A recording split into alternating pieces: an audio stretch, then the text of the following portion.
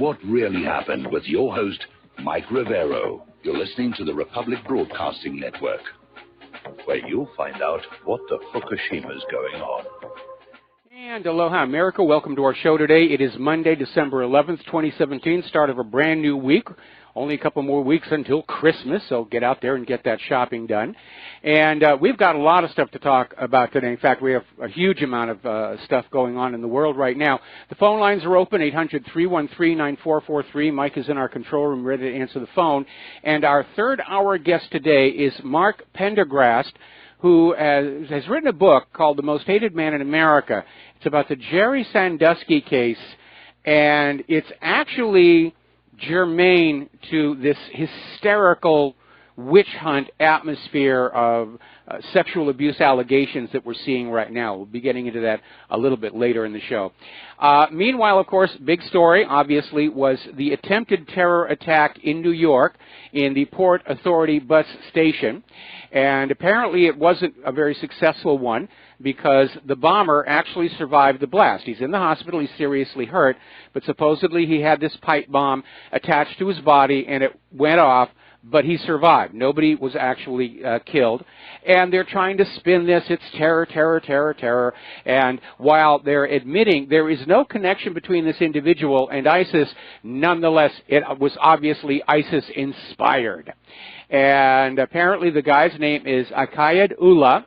He's been in the country about 7 years, lives in Brooklyn. And he basically entered the country on what is called an F4 visa. This is a family-based visa. And already people are pointing on out, this wouldn't have happened if we had a reasonable immigration policy in place. And they're absolutely right.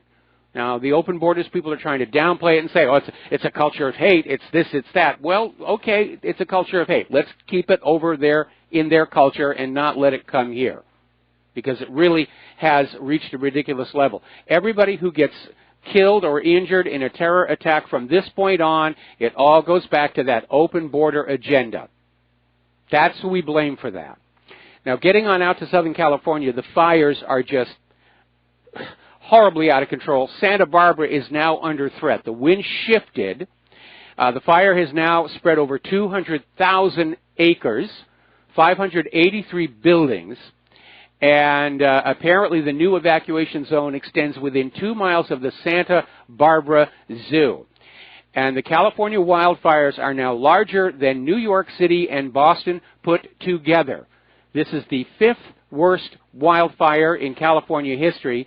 It's been the worst year for wildfires in all of California history. Now, getting on out to the international news here, the world is still reacting to Donald Trump's announcement that he recognizes Jerusalem as the capital of Israel and will move the embassy there.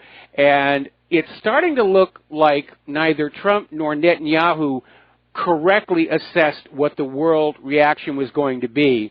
And so Netanyahu is out there trying to do damage control and just saying, well, the Palestinians have to face the reality over Jerusalem. There will be no peace between us unless they face that new reality. But of course, Israel's always saying that. We're going to grab this piece of land. If you kick up a fuss, there'll be no peace process. Now, Netanyahu basically came on out with this idea that he expects the European Union to follow Trump's lead and recognize Jerusalem as Israel's capital. Not that he was asking, he expected it. And he got brought up short on that because the EU came on back and said, absolutely not. We reject the recognition of Jerusalem as the Israeli capital. So this is not going as well as they hoped it would. Meanwhile, Nikki Haley is over there at the United Nations screaming, you're not being fair, you're not being fair, we won't put up with it anymore over this United Nations Israel bashing over Jerusalem. Is this girl on drugs, or is she just totally, totally clueless? And the reality is that the United Nations is not hostile to Israel. The United Nations is responding to Israel's crimes, which is their job. I mean, Nikki Haley sounds like the kind of person who's going to try and get out of a speeding ticket by saying, you don't like me. This isn't fair. Yes, I was speeding, but you're only writing me the ticket because you hate me, which is kind of ridiculous here. All right, let's take a phone call. Dustin in New Jersey, aloha. Welcome to the show. What's on your mind? Yeah, hi, Mike. Yeah, black versus white, Jew versus Christian, Muslim versus Christian, Jew. It's all transgender versus non-transgender. This is all like sideshows. You know, like you're being looted, America. You know, you're being lied to, looted. Trillions of dollars missing from the Pentagon. 40,000 troops missing from the roster. I mean, come on. You know, this is all sideshow stuff. Nikki Haley, what a flake. You know, why is she wearing a cross around her neck? You know, I mean, she's lies. She reads off a script. She's a liar. They all read off scripts. They're all liars. You know, okay, this is ridiculous already, Mike. I mean, and by the way, Putin's in Egypt making deals. You know? Yeah, and he also paid a surprise visit to Syria. Exactly. You know, the world's moving away from the U.S. We are, you know, Mike, I'm a nationalist. I'm not a diehard, but, you know, you got to have free trade, partially globalism, which is free trade to a point. But if you want to isolate yourself, America, to the point where, you know, nobody's going to like you, then you're in for a world of hurt, because minus the oil coming from Saudi Arabia, which I talked about already, and the petrodollar, this country's finished. It is. You can't, I mean, this whole thing with letting Israel control the narrative. Everybody knows Israel stole the land. It's just people are afraid to say that, you know? I'm not. That's what it comes down to. You know, I'm not either. You know, I'm saying it right now. But I mean, how long can this stuff go on, Mike? I mean, it seems like day after day we keep getting in shape. You know, where's America being made great again? We're in worse shape now than ever. We're not. In fact, you know, Trump has basically ended U.S. influence in the Middle East with this one move. They're pivoting towards Russia. They're pivoting toward China. And from Israel's point of view, they're a parasitic nation. We're not the only host they are feeding off. And if the United States just shrivels up and falls to dust, Israel will just happily waddle off and find another host to attach to. And that's just the way it's being done. But it won't be the same, Mike. It won't be the same, though.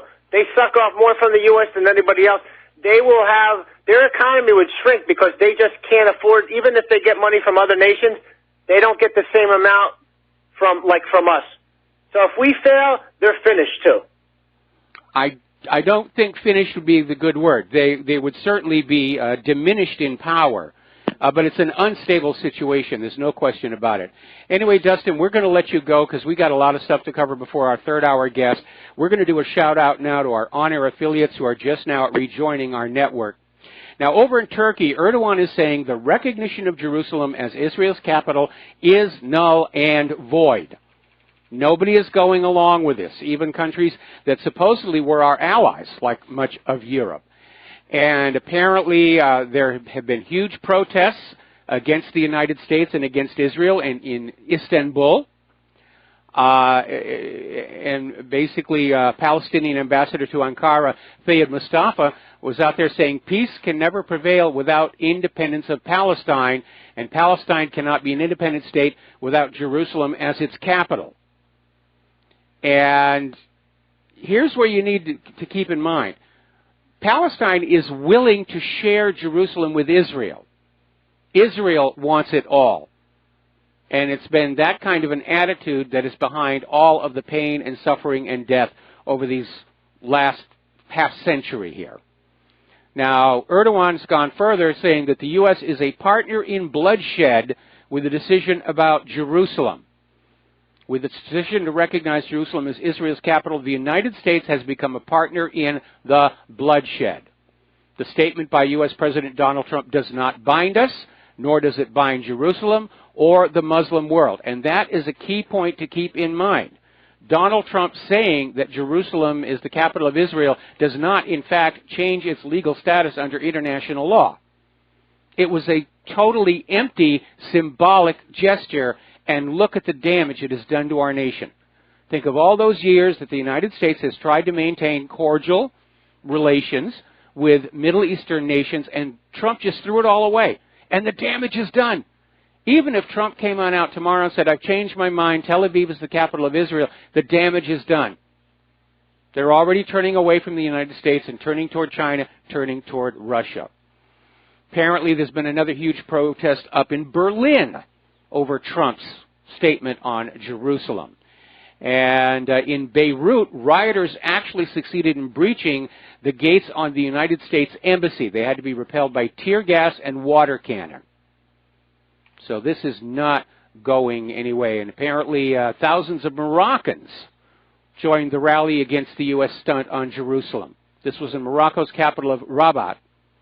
And the participants carried flags of Palestine and Morocco and chanted slogans decrying the decision of U.S. President Donald Trump to move the U.S. Embassy from Tel Aviv to Jerusalem, claimed by Israel and Palestine as their capital. Now, Israel, of course, is out there saying, well, Jerusalem's been our capital for 3,000 years. Not exactly, when you remember that the vast majority of Jews living in Israel are Ashkenazis, who are not the genetic descendants of the biblical Hebrews. They're descended from Central Asian Khazars who converted to Judaism in 800 AD. And that does not give them any more claim over Israel than if I were to adopt a religion of the Native Americans and say, well, we now own this place, you have to get out because we, nudge, nudge, wink, wink, we're here first. Algeria has denounced the U.S. recognition of Jerusalem as the capital of Israel. Meanwhile, Hezbollah Secretary General Saeed Hassan Nasrallah is saying it's time for a third Palestinian intifada. Well, if Trump wanted to set fire to the Middle East, he did a really good job of it. And if he didn't realize this is what was going to happen, then clearly he's getting bad advice. Over in Indonesia, they're burning U.S. and Israeli flags. They've had 4 solid days of protests over this decision. Even sports fans are getting in on this. Okay? Apparently, despite fines levied on the Scottish soccer club, last year by UEFA for political statements, the Celtic Football Club fans are at it again. They were at a game at Edinburgh's Eastern Road Stadium, and they were holding up banners, Jerusalem is Palestine, blank Trump, and you can figure out what goes in there as well. But here's an article that really says it all over in unz.com. Trump risks uniting the entire Arab world against the United States. Risks it? I think he's just about accomplished it. Now, Saudi Arabia may be still trying to look at where their best advantage is going to be. But there's no question that the decades of diplomacy that the United States has invested in the Middle East just got thrown out the window. Story coming on out from Express in Great Britain. Donald Trump is told to drop the illegal Jerusalem plan as Arab countries consider sanctions. Last Friday I said this was probably where it was going to go. They're not going to militarily attack Israel. They're not going to militarily attack the United States of America. But they've got their hands on those valves on the oil pipelines. If they declare an embargo for oil coming to the United States of America and they drop the petrodollar at the same time, the party is over. Gas prices are going to go right through the roof, and the United States does not have enough in its strategic petroleum reserves to keep oil prices reasonable to the American people. At the same time, they're fighting all these wars all over the globe, which burn up petroleum products like there's no tomorrow. So they're looking at economic sanctions against the United States. The United States is going to get a taste of its own medicine. Who's going to be made to suffer for that? You. Now, needless to say, on the other side in Israel, they're already talking about the third temple. We're going to build the third temple. The Messiah is going to come. The Messiah is going to come. Actually, they've already had 3 temples. There was the first temple, then there was the second temple, and that was torn down and replaced by Herod. And when the Messiah didn't show up, they said, well, it was actually a renovation, a remodel. It wasn't really the third temple. It's insane. It's insane. Now then, let's get on back to the domestic politics. Let's look at the scorecard for Strzokgate and Robert Mueller's cover-up. We've had almost 18 months after Obama's Justice Department and the FBI launched the Russiagate investigation, and 7 months after Special Counsel Robert Mueller took the investigation over. The sum total of what they have achieved for $7 million is an indictment of Paul Manafort and Rick Gates, which concerns entirely their prior financial dealings with no connection to the Russiagate collusion allegations, an indictment for lying to the FBI of George Papadopoulos, the junior volunteer staffer of the Trump campaign, who during the 2016 presidential election had certain contacts with members of a Moscow-based Russian non-governmental organization, which he sought to pass off as more important than they really were. And again, this does not touch on the Russiagate collusion allegations. And finally, they got an indictment of Michael Flynn for lying to the FBI arising from his perfectly legitimate and entirely legal contacts with the Russian ambassador after the 2016 presidential election, which also does not touch on the Russiagate collusion allegations, and which, frankly, to many observers, looks like it was an act of entrapment by the FBI.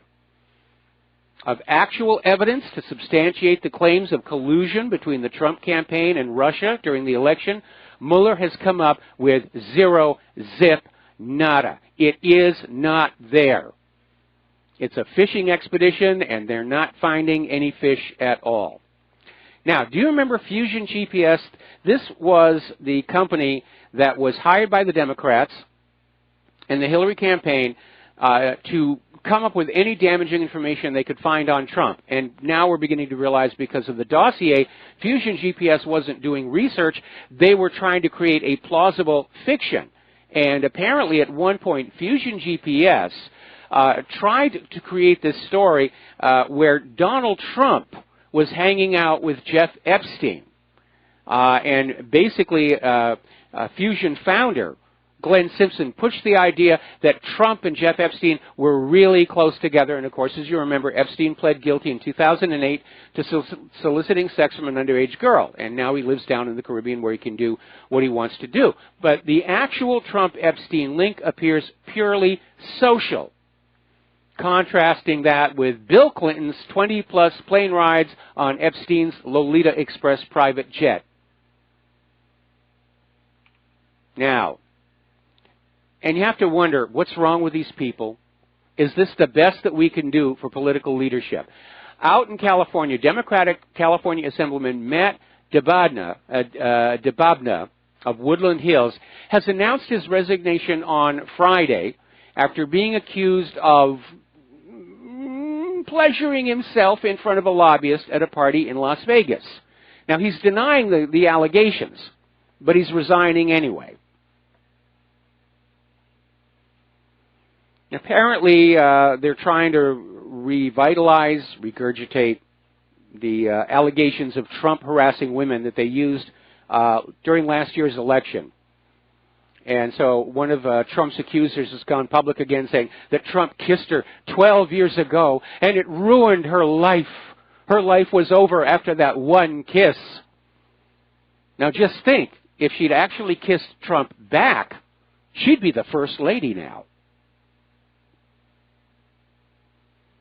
Last Friday, the U.S. corporate media suffered its most humiliating debacle in ages, led the way by CNN, and now they're just stonewalling and saying, well, you know, we're not going to talk about it.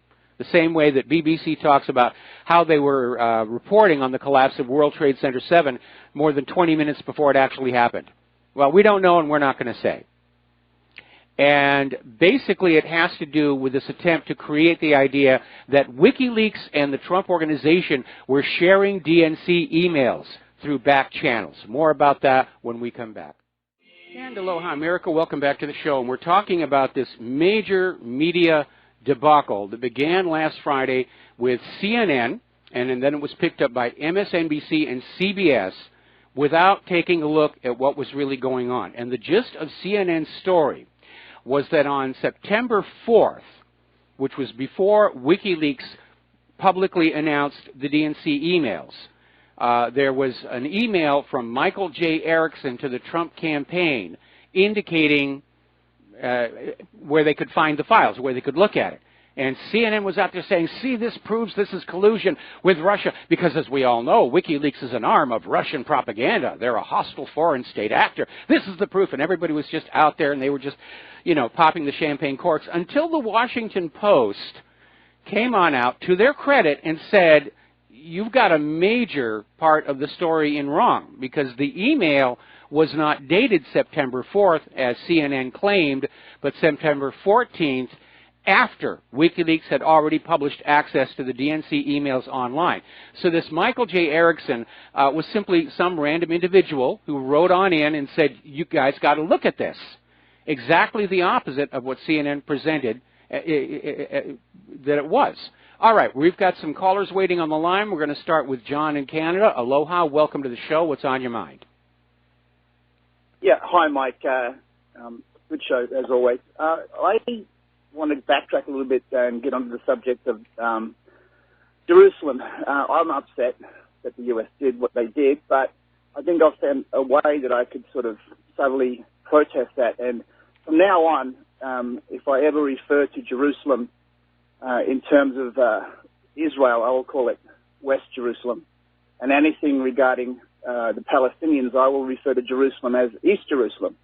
And that's a subtle way of protesting the fact, because just like Berlin was divided in the Cold War, there was a way of sort of differentiating between what you thought was the good Berlin and what you thought was the bad Berlin. Now, I think it's the opposite way this time. I think East Jerusalem is a way of just protesting in a subtle way against that decision. And they've even got a wall.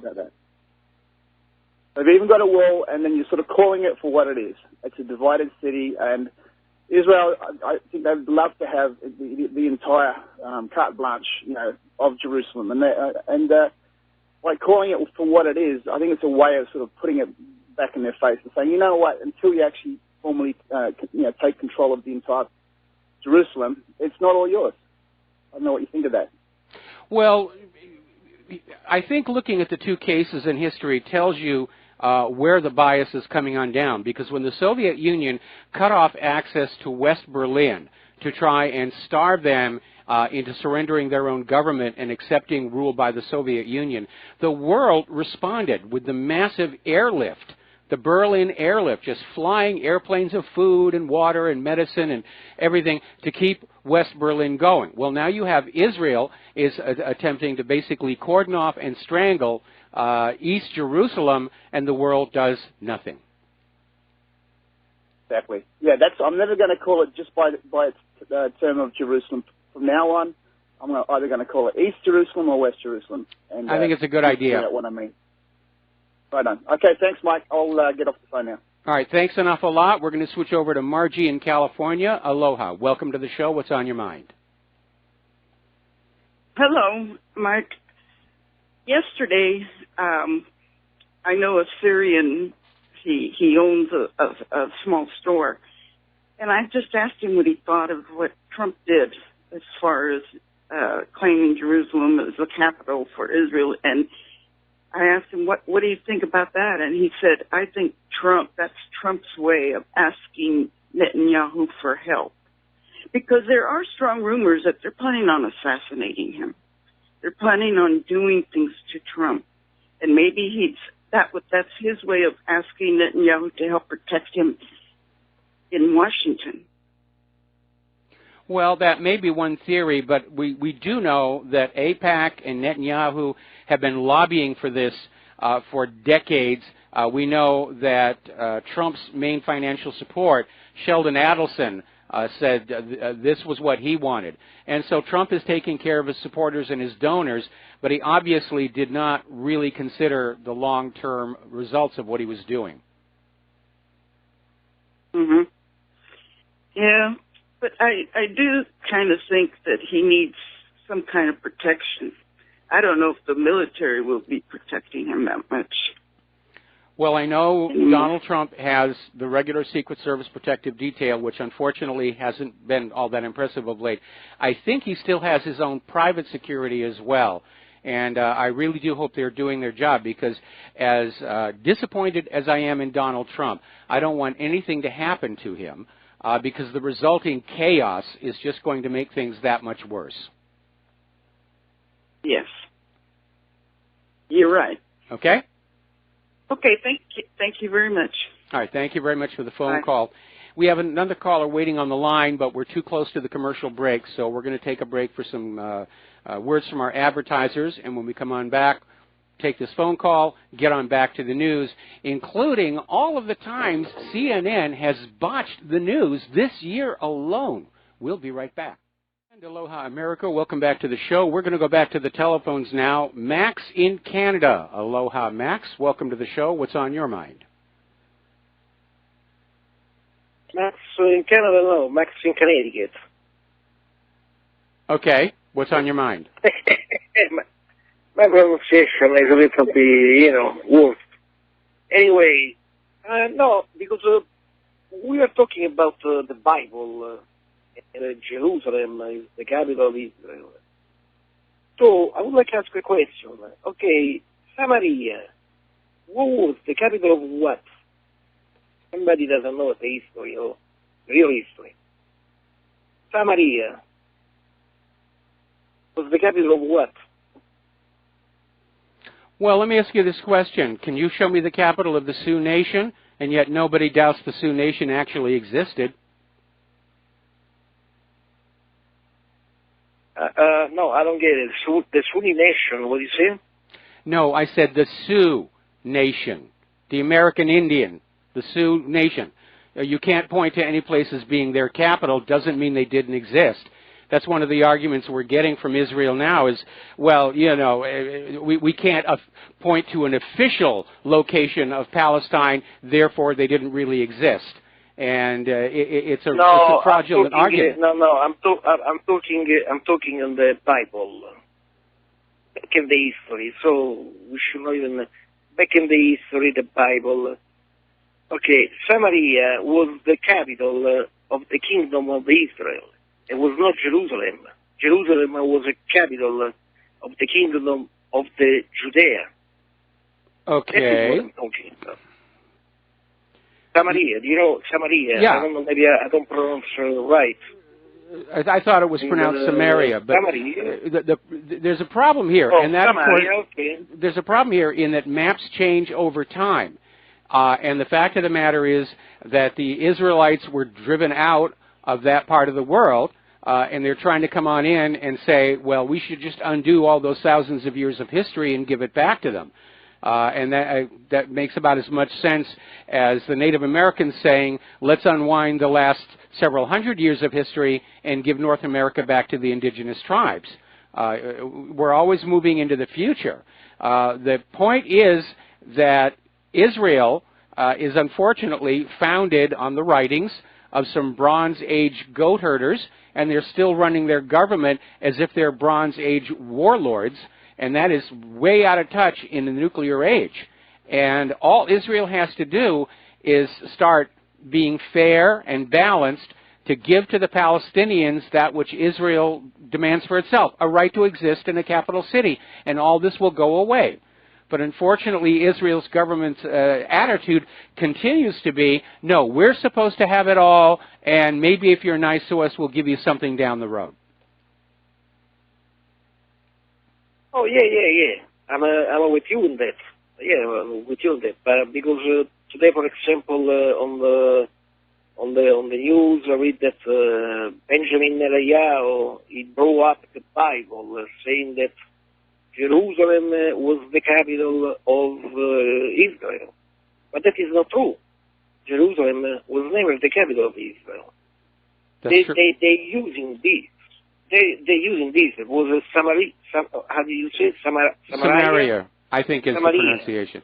Okay. Yes, Samaria. Samaria was the capital of the kingdom of the Israel. That is history. And also that is the history. It was not Jerusalem. Never was Jerusalem the capital of maybe the Israelites. Some of the point of time between David and Solomon. but there was a different history. Also, the archaeologists that they cannot figure out yet. Well, again, the focus on Jerusalem, isn't what it's a capital of. It's obviously the religious overlap. And what's really amazing is looking at all the war and bloodshed. It's easy to forget that all of these religions began with a single source of Abraham, who was a monotheist along the same order as Amenhotep IV. Or Akhenaten, as he liked to call himself. But you've got the Christian holy sites are there, Judaism's holy sites are there, some of the Muslim holy sites are there. That's why the United Nations declared it a shared city. Everybody gets to go there and say their prayers and do whatever their religious observances are. But again, from Israel's point of view, they want it all. They want the Christians out, they want the Muslims out, they want to tear down the Al-Aqsa Mosque, and they don't care what bloodshed will result from that. Anyway, Max, thanks an awful lot. We need to move along because we've got a lot of stuff to cover before our third-hour guest. Okay. So, okay, thank you very much. We're going to let you go. Now, CNN, it's kind of hard to imagine how they can continue to consider themselves a professional journalistic enterprise with all the mess-ups they keep doing. And again, the one they did last Friday, that was epic. And they are getting publicly castigated for it, for once again coming on out with facts that seem tailor-made to push the idea of Trump-Russian collusion, and it turns out to be completely bogus. So, let's look back at CNN's performance this year alone. On June 6th, CNN ran a story that claimed former FBI Director James Comey would use his testimony the next day to refute President Trump's claim that Comey had assured him 3 separate times he was not under FBI investigation. That story was debunked the very same day when Comey's prepared remarks were released to the public, showing that Comey was going to confirm Trump's assertion. And this botched story had 4 bylines, including those of 3 veteran journalists, Jake Tapper, Gloria Borger, and executive editor Eric Lichtblau. These are not underlings. These are people with long careers. They had just come on over from the New York Times. Later that same month, CNN published, deleted, then retracted and apologized for an article that claimed Trump advisor Anthony Scaramucci was the subject of a Senate investigation for his ties to Russian bankers. And after an intense backlash, 3 key members of CNN's investigative team resigned, or were forced to resign, over their role in that story. Now, CNN was one of several establishment medias to spread fake news about a new study on Russian influence in the United States. And CNN cited the study from the Oxford Internet Institute to show that fake news targeted swing states during election week. But the study didn't show that, as the Daily Caller first reported. The study focused on junk news, not fake news, and then deliberately included conservative outlets like the Washington Examiner and Breitbart News in their definition of fake news. In other words, the study itself was biased. This was about the same time that Washington Post came on out saying that all of the independent media are arms of Russian propaganda, including WhatReallyHappened.com, which I can't tell you how proud that made me.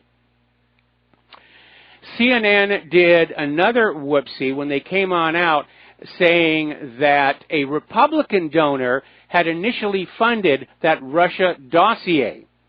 And that, of course, we know is completely incorrect. It was originally funded by the DNC and Hillary Clinton's campaign, and then later on, apparently, some additional money was thrown in from the FBI. Now, apparently, Republican donor Paul Singer had contracted with Fusion GPS for research, but it was completely unconnected to the dossier. Now, you remember last month when Trump was in Japan and they did this thing about how Trump doesn't know how to feed the fish at the temples. He just took his box of food and just dumped it in all at once. And they would just talk about desperation on the cusp of madness. They wanted to make Trump look like he was some kind of a goofball, and didn't include the part that Abe himself, after doing the feeding, just threw the rest of the food in, which is what you do.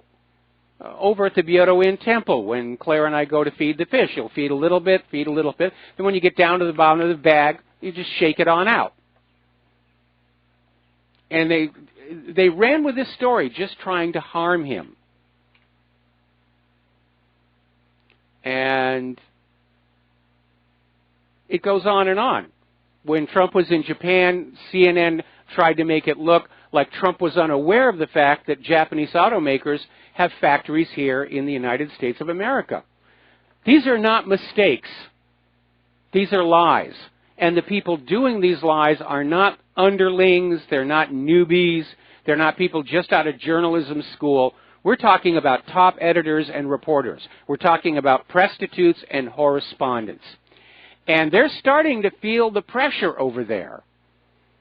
Because apparently over at the Atlantic, senior editor David Frum came on out with a comment that you, the American people, should trust the liberal media because of the endless mistakes, and you should just accept it as part of the process of bringing truth to light. Now, that is desperation on the cusp of madness. Speaking of other false news, we've been following the Judge Roy Moore situation. Tomorrow's the special election in Alabama, and already people are on guard for massive election fraud. Now, despite all of these allegations of sexual harassment, most of which have been discredited now, Roy Moore has been leading in the polls. And then all of a sudden today, just one day before the election, Doug Jones is 10 points ahead. They're telegraphing that they're going to steal this election. Now, let's get into the war zones. There's a lot of stuff going on. In Syria, Putin has now ordered the withdrawal of the Russian forces from Syria. And basically they're clearing the desert area in eastern Syria from ISIS, and Syria's and Hezbollah forces are now up to the task. Now, the U.S.-led coalition believes that 3,000 ISIS members remains in Iraq, and they're saying they're going to stay there, even though Syria wants them to go. Now, Putin, of course, is traveling all over that part of the world, and he made a surprise visit to Syria, was very warmly received. And so, however this war ends, Syria is not going to be in the U.S. sphere of influence. In fact, after this Jerusalem move, it's going to be hard to find any Middle Eastern nation outside of Israel, and maybe Saudi Arabia, big question mark over that one, that is still willing to listen to anything the United States has to say. And here's where it gets really bizarre. The United States is claiming credit for winning the anti-ISIS fight, and it denies interfering with Russia's Syria operations. They're claiming credit for wiping out ISIS and Al-Qaeda. Remember what I said the other day? If you were to look at American movies and TV shows, you would probably believe that the United States won World War I and World War II all by itself, which is certainly not true.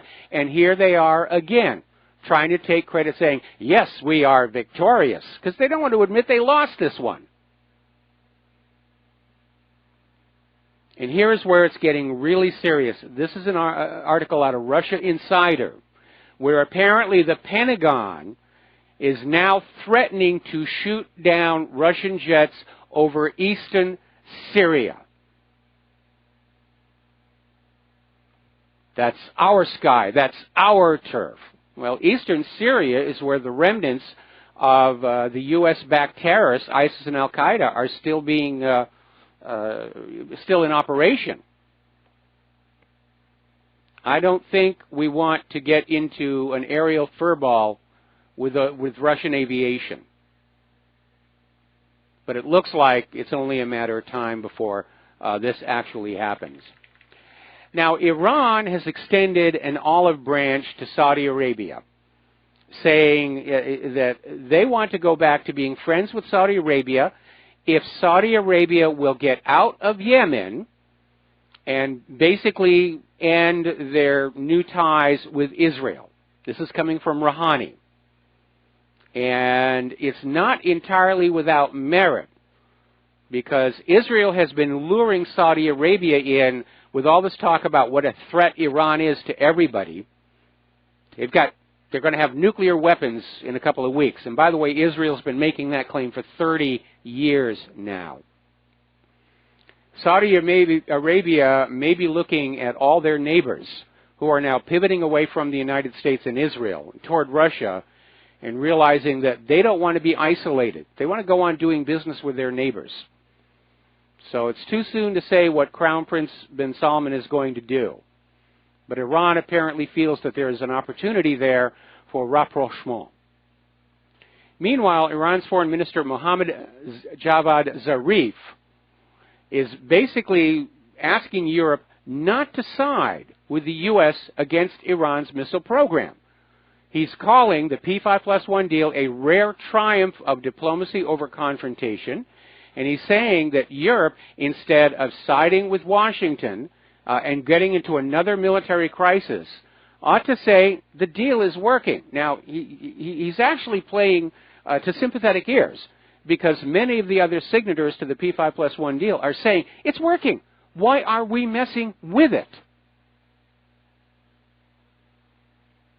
Well, it's because the United States government, goaded by Israel, wants a war with Iran. They've been drooling over a war with Iran for years to smash up Iran so Israel can attain regional dominance. Up in Ukraine, things are getting very interesting there as well. Apparently, there's been a huge demonstration in Kiev to demand the release of Saakashvili from jail. And they're continuing to call for the impeachment of Poroshenko. Apparently, local media did a poll and found 92% of Ukrainians favor the return of the previous government of Viktor Yanukovych. They've had it with their puppet rulers. They want them out. We'll be back after these few words. And aloha, America. Welcome back to the show. We're talking about the war agenda. The war drums are out there. Now, Nikki Haley, when she's not out there screaming about how unfair the United Nations is to Israel, apparently is saying that the United States will take North Korea into our own hands if China doesn't do more. Well, when did China get dragged into this? If this is the U.S. aggression against North Korea, I'm sure China doesn't feel like being the U.S. errand boy.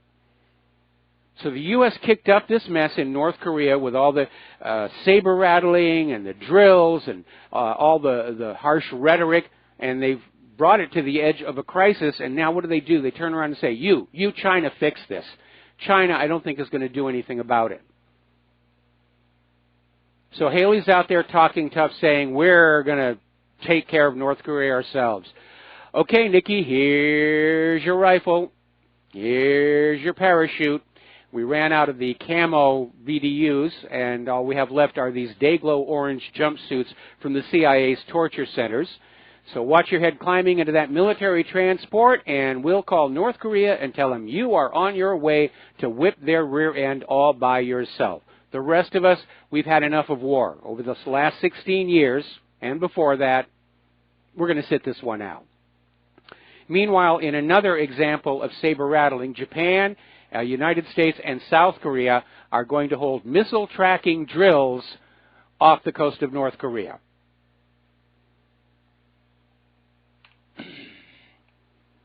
Now, here's an interesting story. I don't know where this is going to go. But apparently, the Pentagon is about to undergo its first ever audit after decades of sloppy accounting and missing trillions. Remember back on September 10th, 2001, Don Rumsfeld got up there and said, well, we just misplaced another $3 trillion. No idea where it went. Yuck, yuck, yuck, yuck. Should have been the scandal of the decade. But, of course, 24 hours later, 9/11 happened, and the plane that hit the Pentagon actually flew around the Pentagon, came in from the other side, and crashed into the offices where bookkeepers were trying to find where some of that money had gone. So we know there's going to be a break in the records. So good luck on that one. And meanwhile, undeterred by the threat of an audit, trying to find out where all that money went, apparently the military, the Pentagon, are out there saying, we need more. We need more. We lag behind the modernization process of our main opponents, Russia and China. We could actually lose if we go to war with them. Good reason not to go to war with them. And so, once again, the Pentagon is out there saying, we need all your money, we need all your children, endless war forever. So they're already out there having wasted such huge amounts of money, brought such misery around the globe, and they want more money. We don't have it. Americans don't have jobs with which to earn the money to get taxed off for the Pentagon budget. The quality of thinking coming out of Washington, D.C. these days, is it lead in the water? Are they all on antidepressants? They do all seem to behave like spoiled children, rolling around kicking and screaming, we want more money for tanks, we want more money for an aircraft carrier, we need to replace the littoral combat ships, and on and on and on. Now, do you remember back when that torture scandal broke, and it was a big, horrible thing? Americans just weren't used to the idea of the United States employing torture. And, of course, the government denied it, then they couldn't. And aloha, America. Welcome back to our show, hour number 2. The phone lines are open, 800-313-9443. So here is the deal. Big torture scandal. Oh, yes, the U.S. government employs torture on prisoners. In some cases, they tortured innocent Iraqis to death to find nuclear weapons of mass destruction, which it turned out didn't exist, for all you Kafka fans out there. So Congress held a comprehensive investigation, and they produced a 6,700-page report. Now, that was classified. There was a little tiny précis that was kind of a whitewash that was made public, but the full report was classified. And apparently there was a lawsuit involved trying to get it, and lawyers for the Justice Department assured a federal judge copies of the document were being preserved. Well, in what the CIA Inspector General's office is saying is an inadvertent foul-up, apparently officials deleted an uploaded computer file with the report and then accidentally destroyed the backup disk. But really, it was just an accident. It was just one of those simple little things that happen. You shouldn't read anything suspicious about that. These things happen. It's the government. We misplace things like that all the time. Now, over in Europe, Italy is starting to make noises that they want to drop using the euro. And apparently they're going to replace the euro with something called the fiscal credit certificate. And apparently this plan actually has the approval of the European Central Bank. And among the parties backing it is Silvio Berlusconi's Forza Italy, which is enjoying a tremendous comeback in the polls. Now, apparently in the EU's war on cash, there are some new developments. The EU's Orwellian-sounding Civil Liberties and Economic Affairs Committee has approved tough new rules on cash that travelers might bring into or take out of the European Union. It's also broadened the definition of cash to include precious stones, metals, even prepaid credit cards. Now, at the moment, their definition does not include Bitcoin and cryptocurrencies because they lack the resources to monitor them. But apparently, this new law will allow authorities to impound cash below the traditional 10,000 euro threshold on a mere suspicion of criminal activity.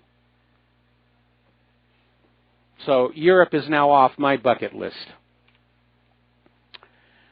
Speaking of Bitcoin, apparently the Bulgarian government has woken up to a very pleasant surprise. Apparently they seized a bunch of Bitcoins a while ago in an anti-corruption operation. This was in last May. And they weren't really paying attention as Bitcoin began to really take on off. Somebody decided to take a look at it and discovered they have $3 billion with a B in Bitcoin. That's about 18% of Bulgaria's entire national debt can now be retired on these Bitcoins. Of course, if Bulgaria dumps them all at once, Bitcoin is going to crash probably.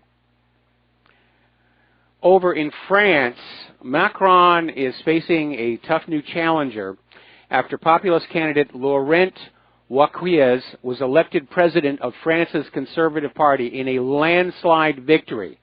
This is another example of the Eurosceptics, anti-open borders politicians making tremendous gains.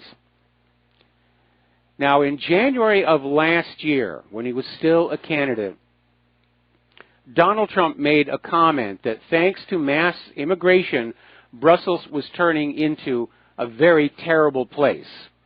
And Belgian and European politicians presented this united front in the media. How dare he say such a thing? Brussels is the capital of the European Union. It's the very quintessence of the postmodern world, the avant-garde of the coming global civilization. How dare you say it's not a very pleasant place to live in? Actually, they use stronger language here. Well, look at our own capital city, Washington, D.C. If you're in one of the federal buildings or one of the museums, it's very nice. You get outside of that, it's a very, very rough place. And today, looking at Brussels, turns out Trump's analysis was absolutely accurate. Now, over in Berlin, they're starting to show the strain over the surge in migrant population, and the migrant population is not bringing in with it new sources of wealth or tax revenues. Many of them are basically on social services. And as a result, Berlin is literally in an enforced austerity where government services are having to be cut because they simply can't pay for it anymore. And there was a story here about people having to arrive in line at 1 o'clock in the morning just to get a birth certificate. So much for German efficiency. We're going to do a shout-out now to our on-air affiliates just now rejoining our network here.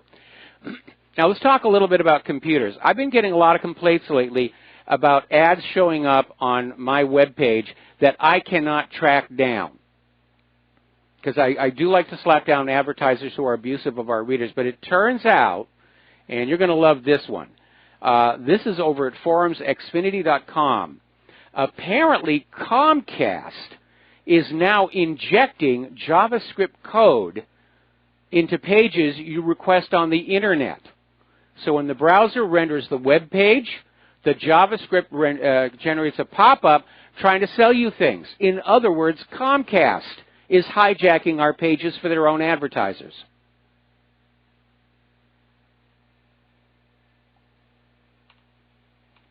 So that's pretty tacky.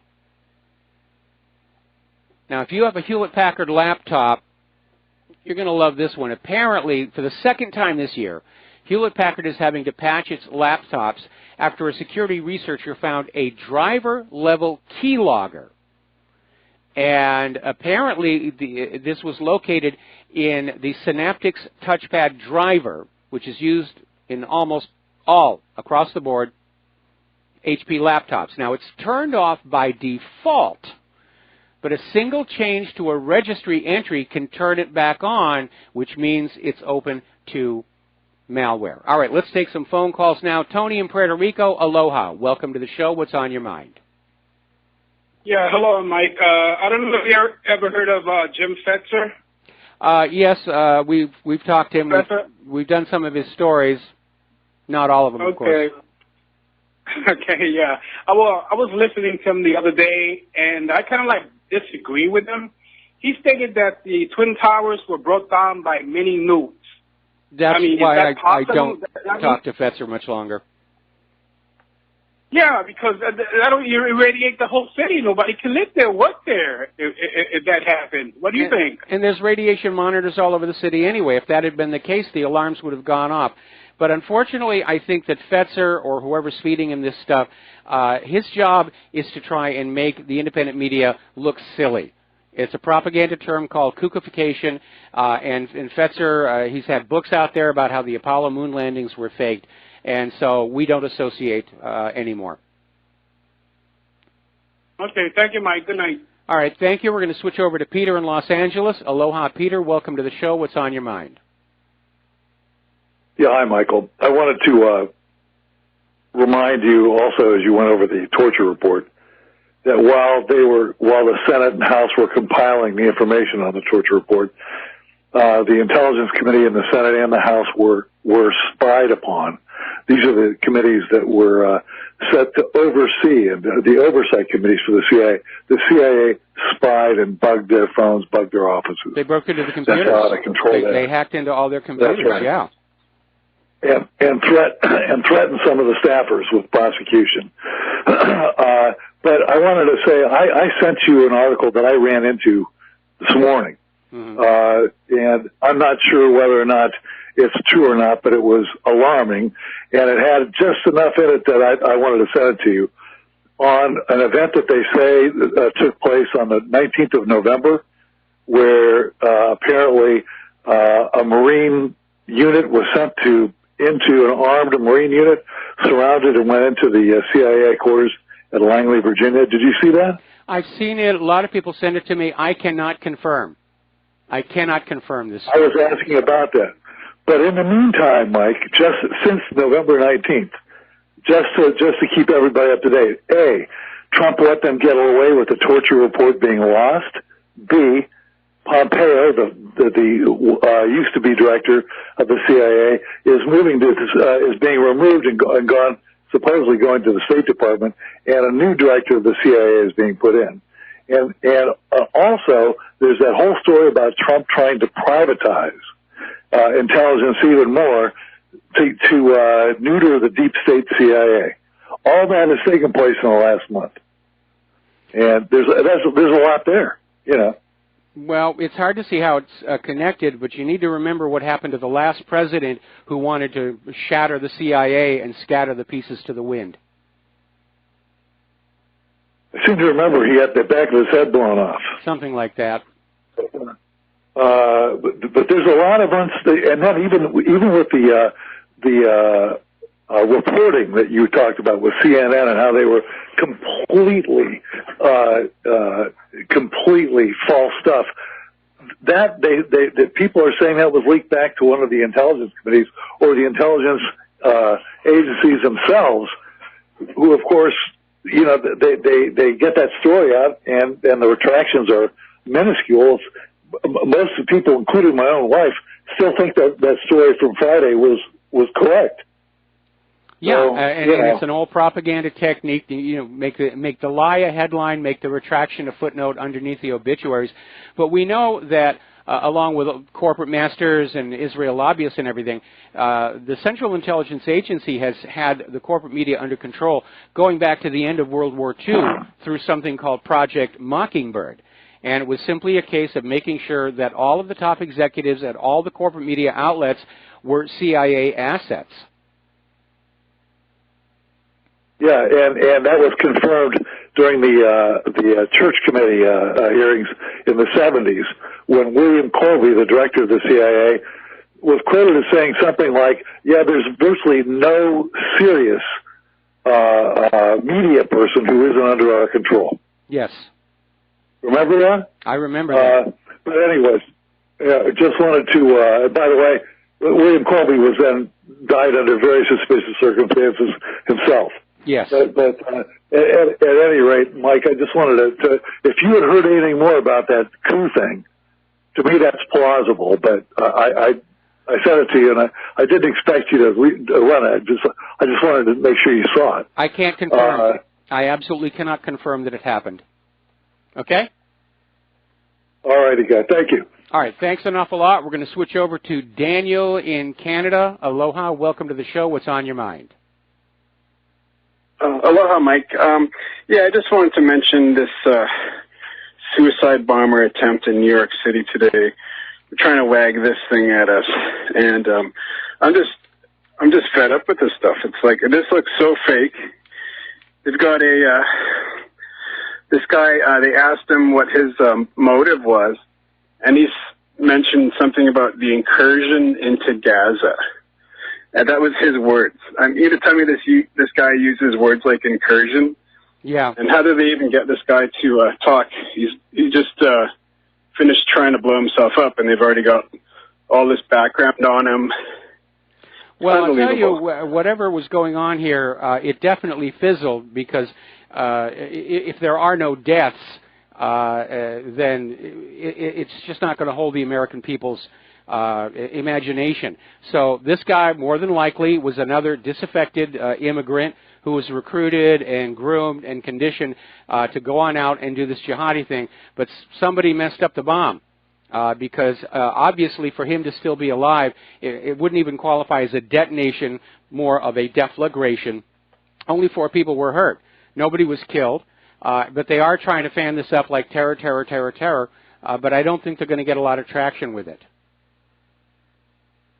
Yeah, I was watching the CCTV footage, and it's so grainy, and it's all, you just see like a smoke, and then just people sort of rumbling around afterwards. It kind of reminded me of the Boston bombing. Mm-hmm.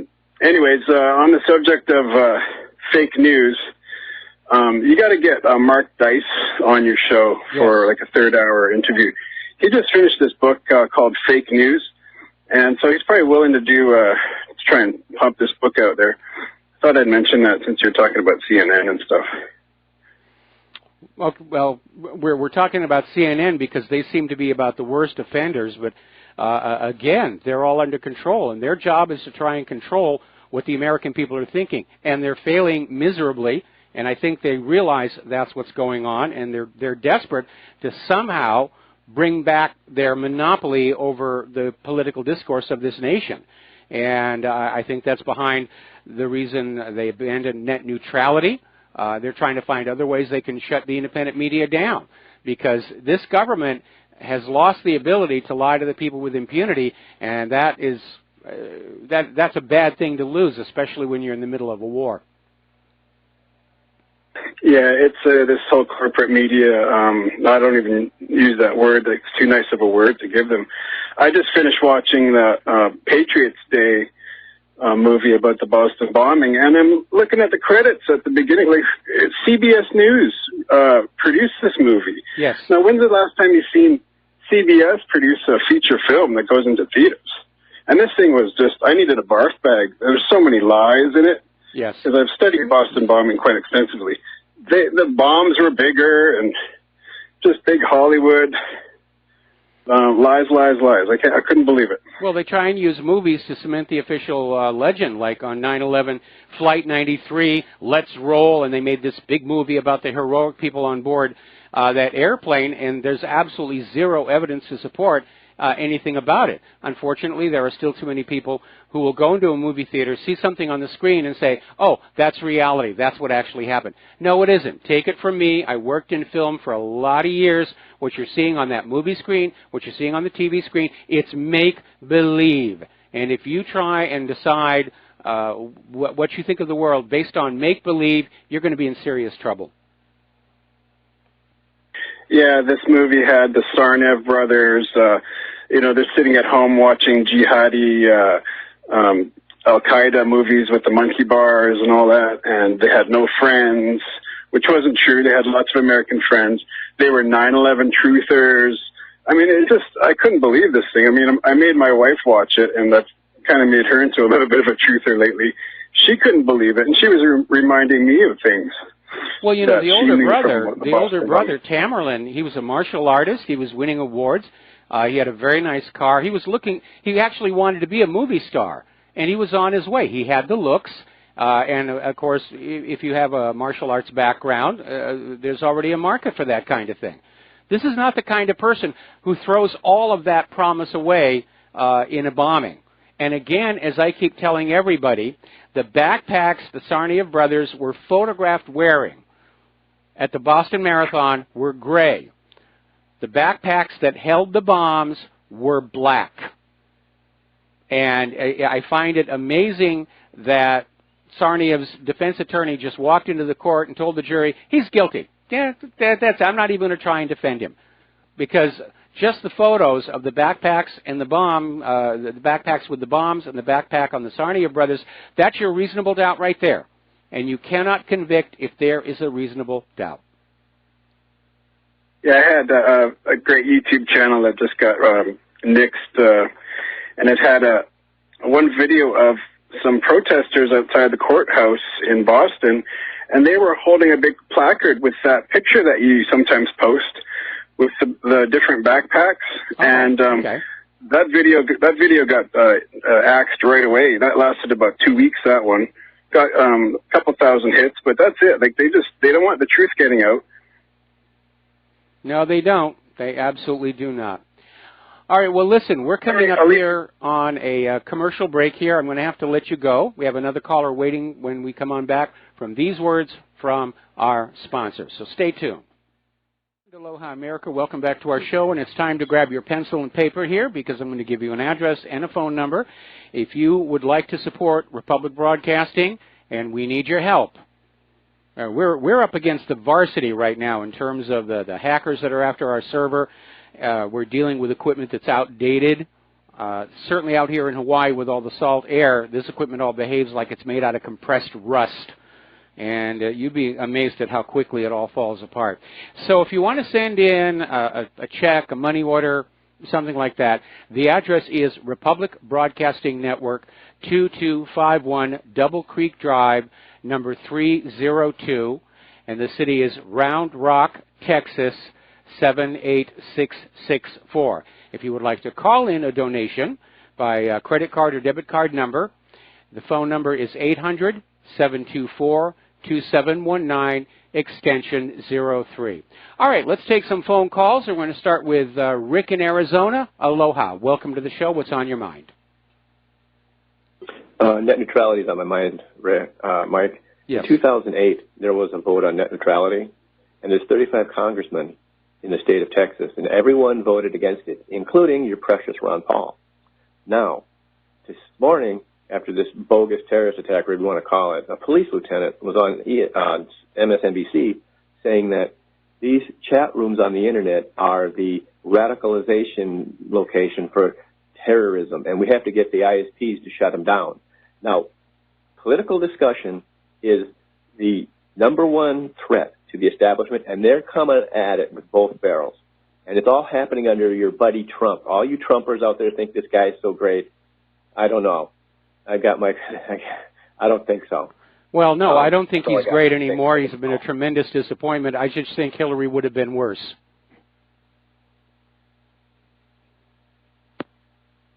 Whoop, did we lose a caller? All right, let's switch over to John in Arkansas. Aloha, John. Welcome to the show. What's on your mind? I'm going to tell you something, Mike. Usually I'm a freaking call on the Rick Adams show, but I really don't like you because you remind me of Art Bell. That's a bit of a reach there. And the reason for that is, and I get to my topic here about Belgium, the reason for that is because Art Bell is not going to invite nobody to talk about 9/11 on his show, period. End of story. Now, I want to talk about Belgium. Now, what's going on in Belgium right now? First of all, I've had a lot of people on my show about 9/11. I've had Richard Gage on the show, and a lot of other. Ray McGovern was on the show talking about 9/11. So that's not exactly an accurate assessment on your part. Well, like I said, though, I want to talk about Belgium. Okay. See, what's going on in Belgium right now is payback well deserved. So why don't you get on the hit a few keystrokes and you'll see what I'm talking about. Back during the early parts of this country, when the European powers carved up Africa, especially the Belgian government, they went into the Belgian Congo and they subjugated that country. And check this out. The king was getting a hell of a profit off of cocoa processing. And he made an order, an imperial order, that anybody in the Belgian Congo that did not pick cocoa leaves, they would get their hands cut off. And trust me, by the end of the day, a lot of hands were cut off. Well, I mean, the abuses of Belgium in Africa and a lot of other nations, let's be very honest, but it's well known and well documented. Well, now zip to the future and, the independence of the Belgian Congo, blah, blah, blah. So what's going on now in our timeline, all this terrorism, all the refugees causing problems in Belgium, I don't give a fill in the blanks. They deserve this. Now, wait a minute, John. Okay, the people who committed those atrocities in Africa are long dead. The people who are in Belgium today weren't alive back then. And so you really can't link the two or hold them accountable. That's like Israel insisting that modern-day Germans feel guilty about whatever it was that supposedly happened in World War II, even though World War II happened before most of us were born. I certainly wasn't alive during World War II, and I refuse to accept responsibility for anything that happens before I'm born or after I'm dead or outside my control. So, no, I don't go along with that at all here. In any event, we're coming up on a commercial break here, so John, thanks an awful lot. We're going to let you go. And I'm going to hold off the next call until after we're back from our commercials. We mentioned this last week. I'm going to mention it again. Monsanto is being sued again for false advertising. And they were sued for false advertising in 1996, claiming that glyphosate was biodegradable. It isn't. They had to remove the biodegradable label from it. And now they're being sued over the claims that glyphosate will decompose spontaneously from soil and go away. That's been shown to be false. It persists in the soil for a very, very long time. And it's highly toxic, probable human carcinogen. But the attitude of these CEOs seem to be that we don't care if people are dying. We're here to make money. We're here to keep our stockholders happy, and that's basically how American business operates now. We're going to take a break for commercials, back with another phone call after these few words. Aloha, America. Welcome back to our show. We're going to take a phone call now from Kevin in West Virginia. Kevin, aloha. Welcome to the show. What's on your mind? Hey, Mr. Mike, I have a couple of things on my mind. The first thing is with these sexual allegations, I don't know if everybody's looking at it the same way I am, but it looks like somebody on the Democratic side is possibly clearing out a way for them to run in 2020, getting rid of their competition. I said that last week. I mean, if you look at the people who are being brought down, like Conyers and Franken, those who were name value Democrats who would be a threat to somebody in 2020. I think Hillary's going to run again. I think Hillary's going to run again, and she's already trying to make sure there won't be anybody who can run against her. The other thing that it's really perplexing me, and I cannot put my finger on this, and this is Obama shadowing where Trump goes around the world. The Asia trip, and then Obama following in his footsteps. I've never really seen that before. I mean, I'm only 33 years old and haven't been around with that many presidential elections or, been alive for that many presidents. But Obama shadowing everywhere he goes, I can't put my finger on what's really up with that. Well, you're absolutely correct. Up until Obama, the tradition, there's no law, but the tradition is an outgoing president basically takes a year off from public life to give his successor a clear field in which to establish policy. But Obama is not going along with that. And it's almost like he's running around following Donald Trump, trying to undermine everything that he says and does. I totally agree. And I think, your Rivero Rangers, I think we ought to keep a very close eye on the Obama, like Hillary's slush fund, or what is it called? The foundation.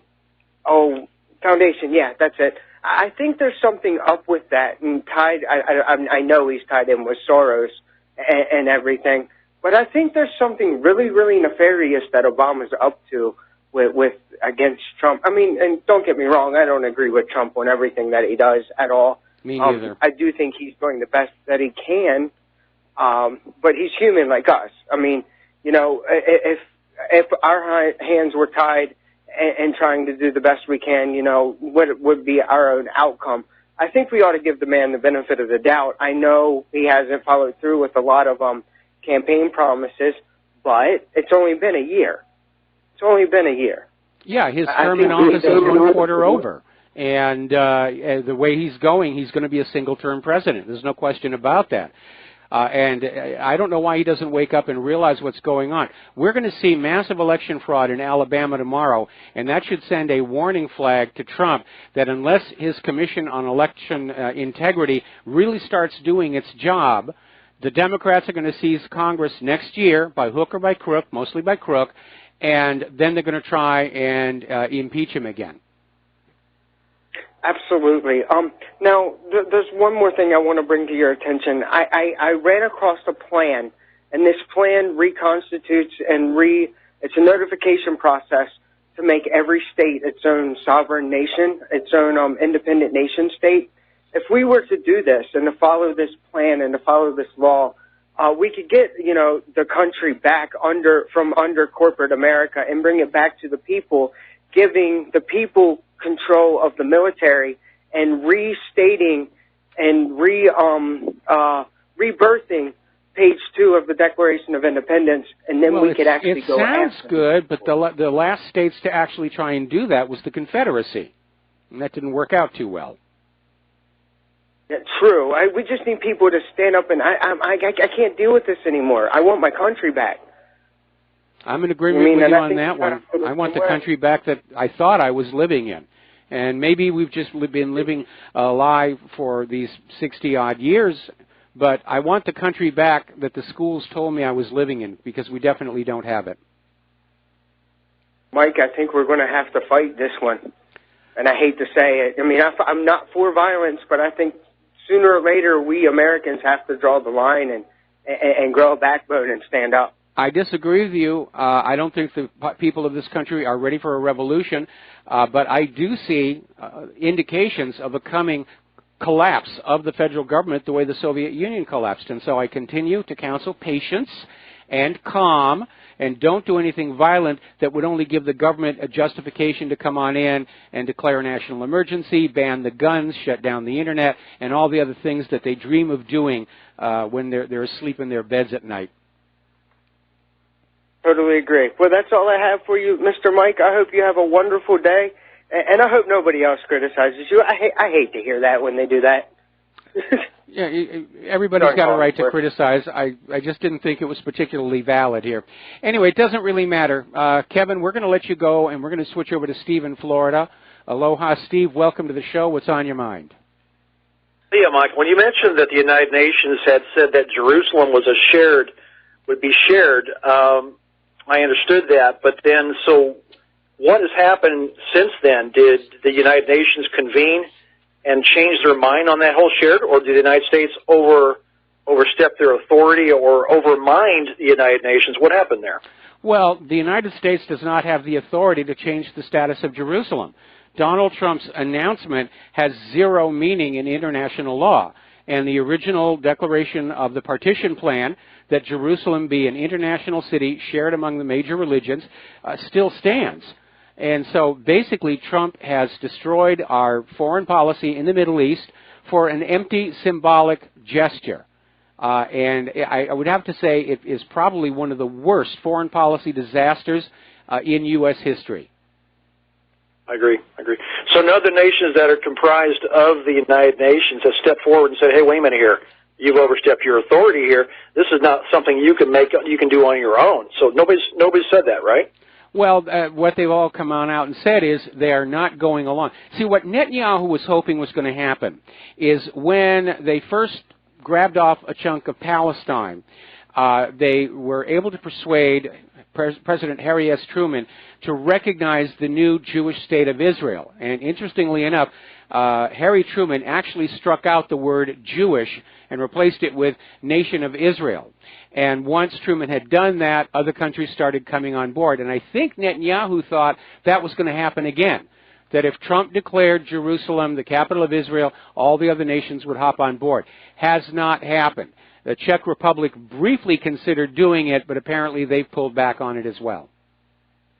Okay. Hey, one last question for you. I look at the Logan Act, and I also look at sedition, and they kind of go almost hold hands, because if you're undermining the government, you've kind of have both violations, sedition and a violation of the Logan Act. So how is it that ex-President Barack Obama, Barry Sotoros, is running around the planet undermining our government? I think he is, and meeting with other world leaders when he's certainly under an oath of loyalty still to this government as he was a former president, and nobody's questioning that.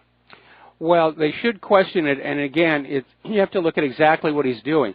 Sedition is basically saying something the government doesn't like, and it's never really held up well under that First Amendment. But the Logan Act specifically forbids private citizens from engaging in U.S. foreign policy. So the issue is, if Obama is actually out there making some kind of deal on behalf of the United States with these foreign leaders, then he is in violation of the Logan Act, and there's some jail time involved with that.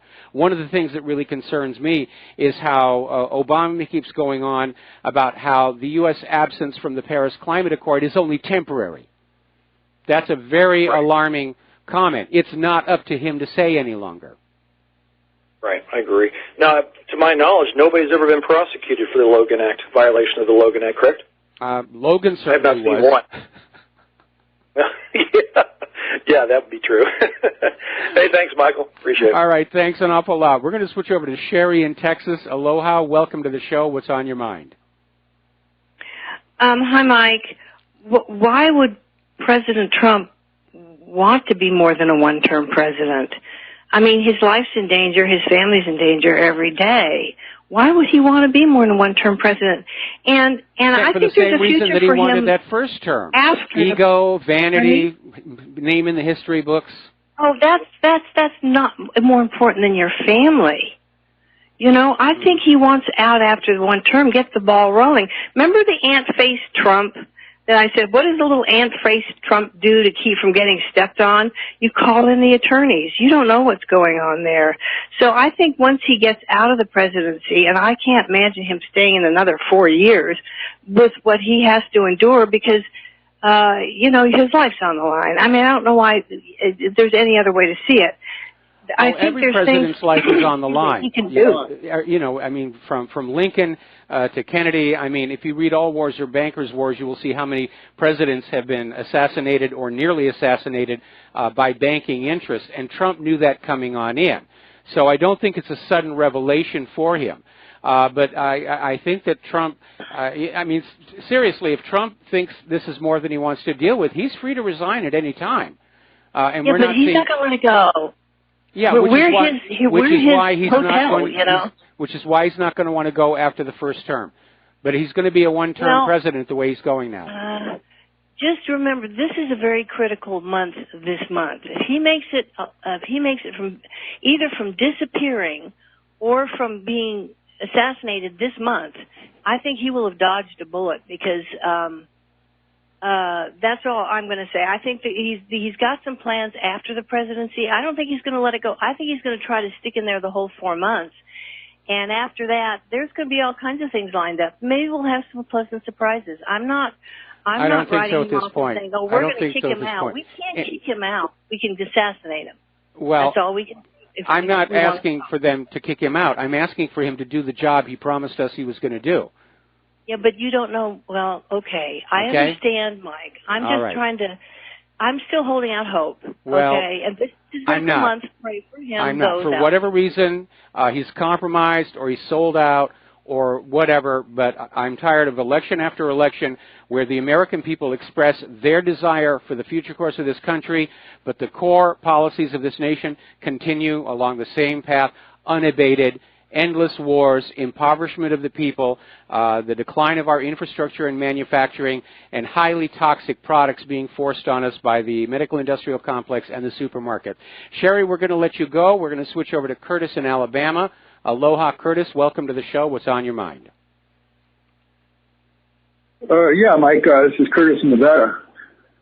Okay. I think the difference between Kennedy and Trump is that Kennedy didn't know what he was up against. I don't think anybody could have. But I think Trump knew. I think Trump probably knew about 90% of what's out there before he took office, and that he's using right now the Marines as his personal bodyguard from everything that I'm looking at.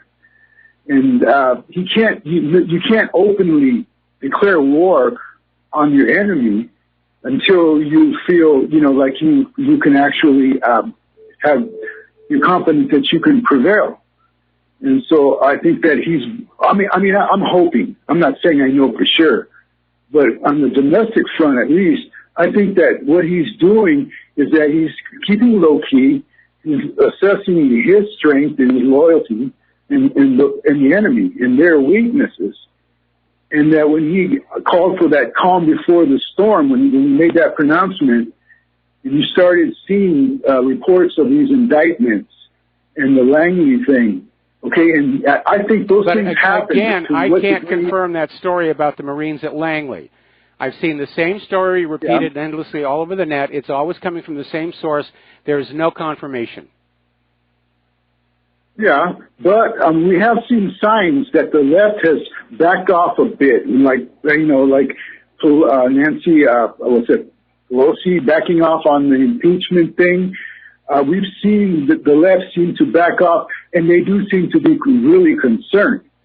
So I at this point right now, I'm not ready.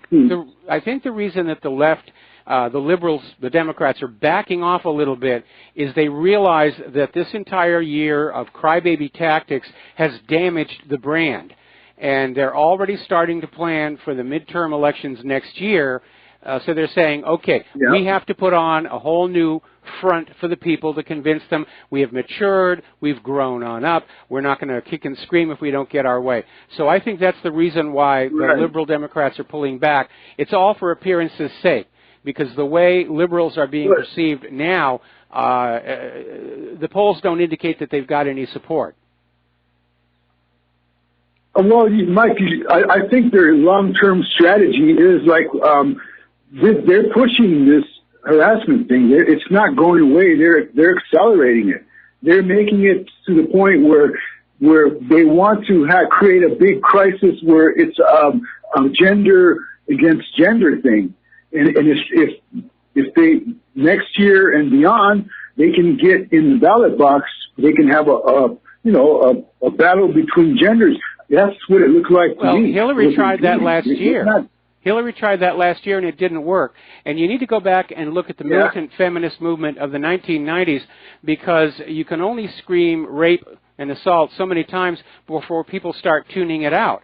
And eventually you reach a point where there are so many of these bogus allegations that are exposed to the public that everybody pulls back and says, I don't dare take the word of any of these accusers at face value anymore. I mean, there were lawsuits that put entire Child Protective Service departments out of business. And the net result, for all their talk about wanting to protect women in the 1990s, they actually made life a lot more difficult for the real victims, because the police were less likely to believe the real victims because of all the false allegations that were around. And they actually caused a lot more harm than good. And the more they amp the hysteria in the present circumstance, the quicker we're going to get to that point where the American people are going to say, this stuff is all nonsense, especially after all that came out about Judge Roy Moore's accusers. Okay? Yeah, that's true. Maybe they're firing off their last gasp. They think they have the influence to convince the American people, and they really don't. They've lost that, Even the people that don't respond, that don't stand up and say, we don't believe you, they do it by buying guns when there's another shooting. You know what I mean? They just don't want to hear it anymore, but they don't say it. They'll show it in the actions that they take. I'll tell you right now, we're almost at a commercial break here. I'll tell you what the big problem with the Democratic Party is right now. That is, they don't really have any leadership right now. The only leader out there is still Hillary Clinton. And she's just trying to replay last year all over again. It didn't work then. It's not going to work now. We got to take a break for commercials. We'll be right back. Aloha, America. Welcome back to our show here. And as the Old Farmer's Almanac predicted, winter is arriving late this year, but it's arriving hard. And Britain is dealing with blankets of snow. Everyone's already talking about the polar vortexes coming on back. Apparently, on December 9th, dropped 7 inches of snow in parts of suburban Philadelphia. And everyone's going to say, oh, well, come on, it's winter, there's going to be snow. Yeah, there's supposed to be snow. But remember back in March 20th of 2000, when all the global warming people were saying, snowfalls are a thing of the past. We'll have to describe to future generations of children what the world looked like when there was snow. Didn't happen, did it? And they're still out there trying to push the global warming propaganda. Shocking report reveals there is a 93% chance that global warming will exceed 4 degrees centigrade by 2100 if greenhouse gas emissions continue at the current rate. So they're still trying to get their carbon tax. It's just another way to take more money away from you and make it look like you deserve to not have the money because you'll do bad things with it. Remember when they were talking about the GOP tax plan and that politician came on out and said, we're not worried about lowering taxes on working class people. They'll just waste it on booze and broads. Now, apparently, the wheels are starting to come off the global warming bandwagon because apparently grants funded by the National Science Foundation have seen a 40% drop in 2017 of applications mentioning the words climate change or global warming. And once again, the alarmists have been caught fudging the data, faking sea level rise. And apparently, the raw, unadjusted data from the gauges is showing no rise. But after it's gone through the scientists, oh, wow, look how the ocean is just rising. The reason we have scientific method, the reason we call for reproducibility, the reason we demand the raw data is because individual scientists are just as corruptible as individual lawyers, clergy, politicians, and so forth. By the way, over the last weekend, there was this major global warming conference. 25,000 people showed up, estimated burden on the atmosphere, 30,000 tons of carbon dioxide, which kind of makes their warning seem a little bit less credible to the public. But our carbon dioxide is good, and your carbon dioxide is bad. Okay. All right. Now, here's an interesting story. A gentleman in Chengdu, southwest China's Sichuan province, was misdiagnosed with HIV 7 years ago and decided rather than undergo all that medical treatment, which he couldn't afford anyway, he just waited for death for 7 years. And he went on back to the doctors and said, what's going on? And the doctor said, oh, our bad. You don't actually have HIV. So he's suing for the misdiagnosis. And that's a reality. When I had my little stay in the hospital a few years back, the reason it got to be so out of control was there were 2 misdiagnoses in a row before they finally realized what was going on. So we may have the most expensive medical care on earth, but it's not really very good.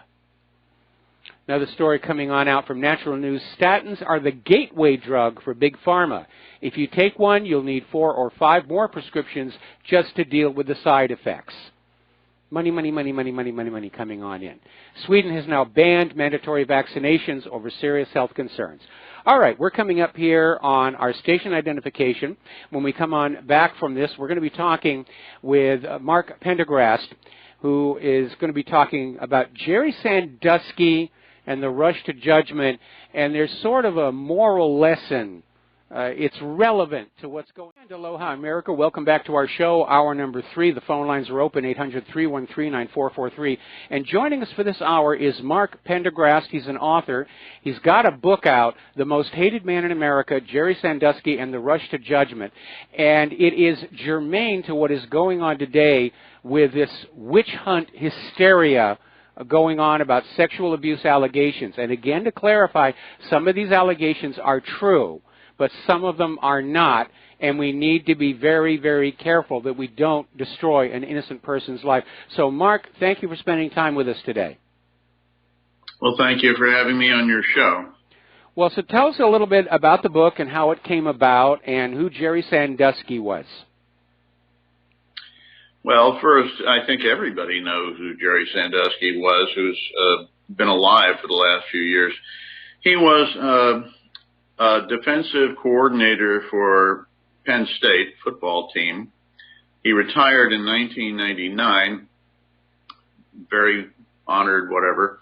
He started a program called the Second Mile to help troubled youth, both boys and girls.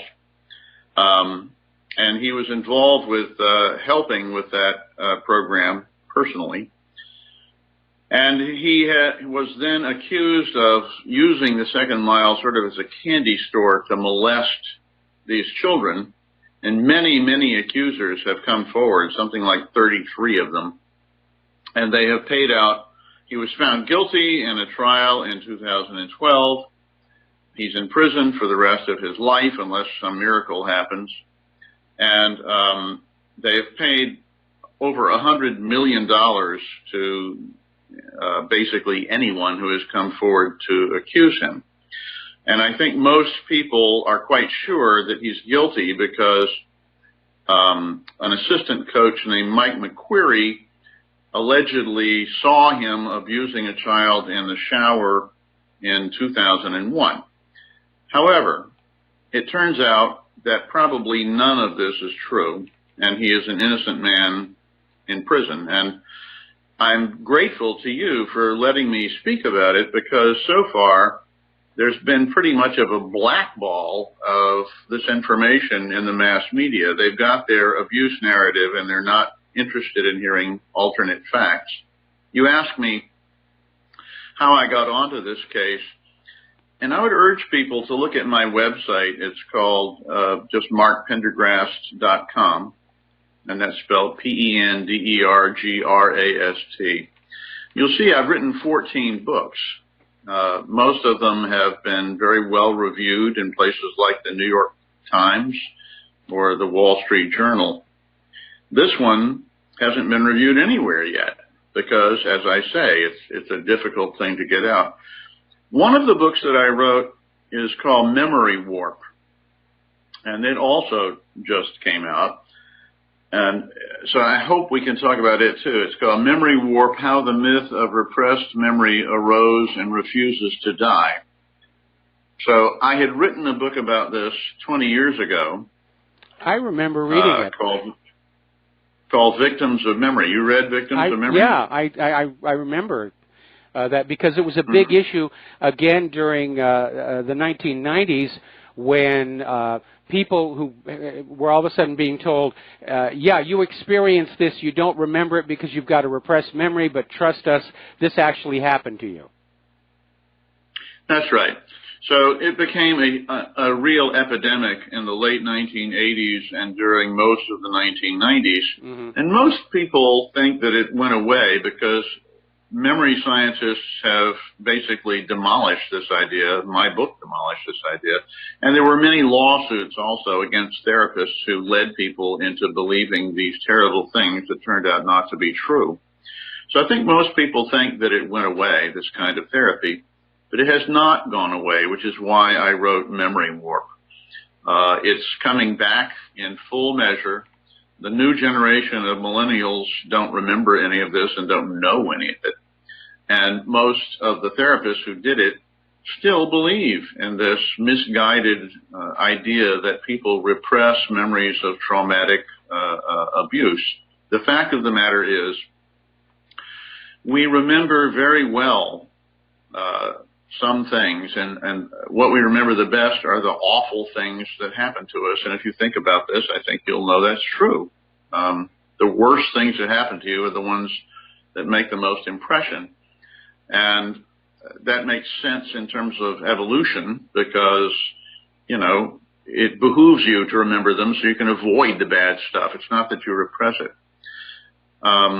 So I wrote a book about human memory and suggestibility, and that's what Memory Warp is, and warning that it's coming back. And one of the evidences that it's coming back is the Jerry Sandusky case. Now, I've got to give credit to a woman named Glenna Kirker who contacted me in 2013 out of the blue by email And if anyone wants to email me, they can do the same thing she did. Go to my website, markpendergrass.com, and when you hit contact, it emails me directly, and I answer everybody. So she emailed me, and she said, have you looked at the Jerry Sandusky case because it's full of repressed memory? And I said, really? Are you sure about this? Because, you know, everybody knows he's guilty, and that guy saw him in the shower. And she wrote back, and she said, yeah, you need to go back and read the trial transcript, and you need to look very carefully at the evidence in this case, because repressed memory therapy was involved, although it was sort of hidden. And Mike McQuarrie did not witness anything. He heard slapping sounds in the shower, and it turns out that it was a young man named Alan Myers, and they were snapping towels at each other. So I'm not going to convince anybody through this newscast, I'm sure. So I would urge you to read the book. It's about 350 pages of text, lots and lots of endnotes. So it's about a 400-page book, The Most Hated Man in America, Jerry Sandusky and the Rush to Judgment. It's extremely well documented, and I'm pleased that on Amazon it's received lots and lots of positive reviews, even if I can't get any reviews in the media.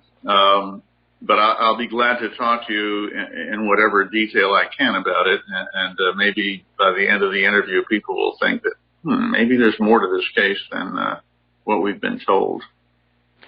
Well, I remember that whole firestorm over the McMartin preschool, and it kicked off this thing about satanic ritual abuse of small children, and it just flashed up all over the nation, and there were accusations, lives were destroyed, preschools were shut down.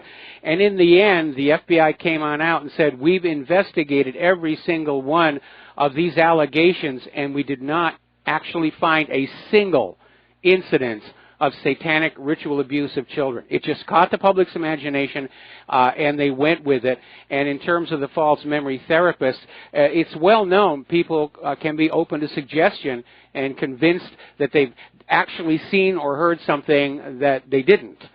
Hypnotists do it all the time. So it's part of that whole continuum. And you do need to be very, very careful. And it's sort of a conventional wisdom among people who work in the court system that human witnesses are very unreliable because they're constantly going over and over in their head what they thought they saw or heard, and in their effort to try and clarify it, they may actually convince themselves of things that didn't really happen.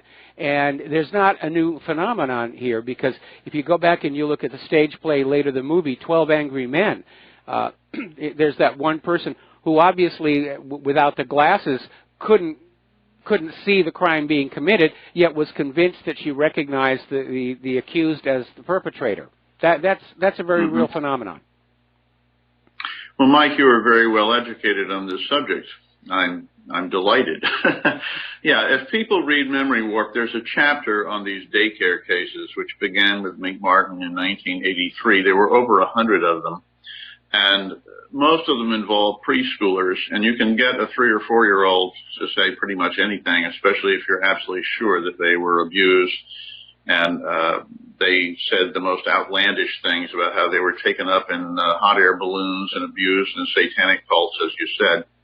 And you're right, the FBI investigated them, and, you know, there were no satanic abuse cults where people were being forced to eat and kill and eat babies and all these horrible things they came up with. Now, there was only one chapter in Memory Warp. Most of the book is about adults going to therapy. And, you know, automatically, if you're going for counseling of any kind, you're in a vulnerable stage in your life where you're searching for answers to why you're unhappy in one form or another, whether you're depressed or have an anxiety disorder or eating disorder. You're looking for some sort of reason why you had it and how you can get over it. And if you go to the wrong type of therapist, they will tell you that they will ask you, were you sexually abused as a child? And if you say no, they'll say, well, we suspect you were and that you repressed the memory.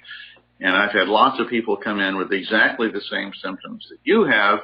And the only way you're going to feel better is to remember some horrible thing that happened to you. So I think most people listening to this would probably think, you know, I would never be conned into such a thing. I wouldn't fall for that.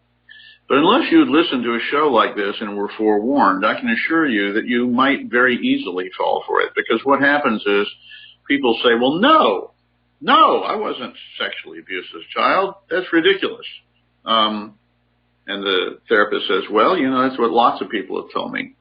But the fact is, you will remember it if it happened to you. And the only way you're going to get better is to remember it. And so you say, well, you know, that's ridiculous, but how would it happen? How would I remember it? And they'll say, well, you know, I could hypnotize you. And you say, oh, no, I'm afraid of hypnosis. I don't want to do that. Say, well, okay, you might dream about it.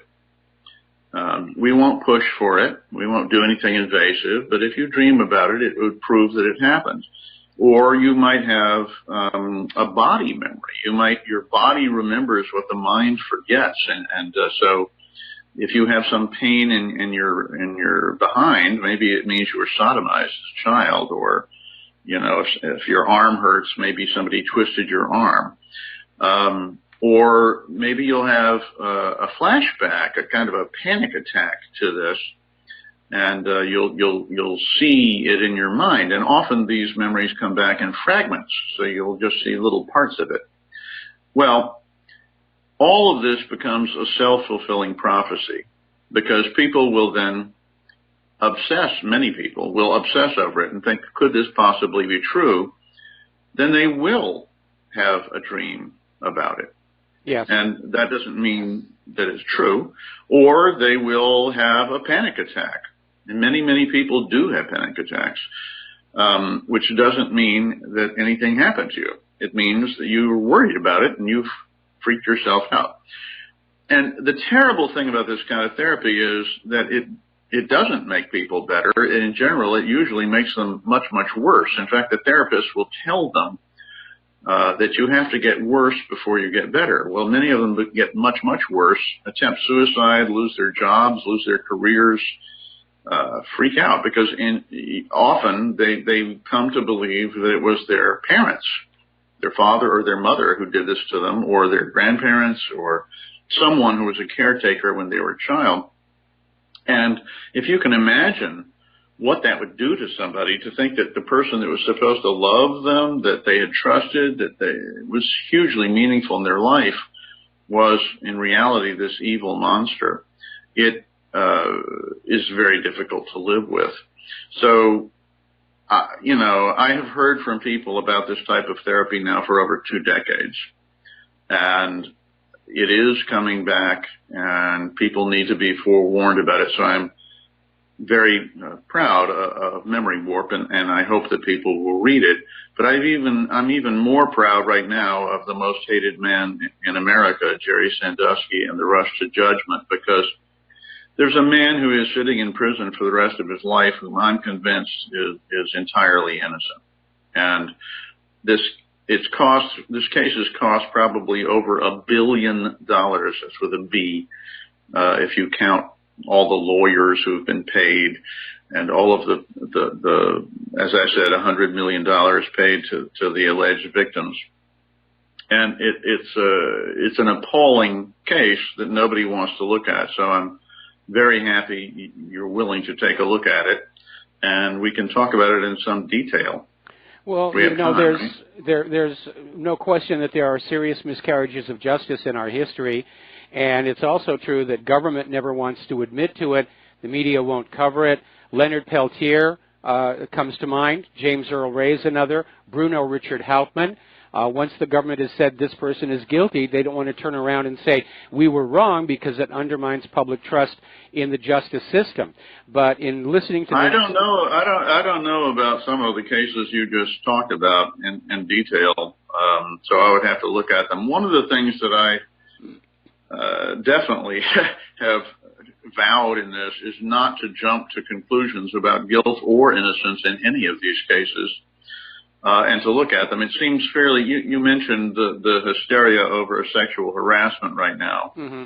And it clearly has reached that proportion. On the other hand, you know, it started with Harvey Weinstein, who from what I have read and from what I see, clearly did these things.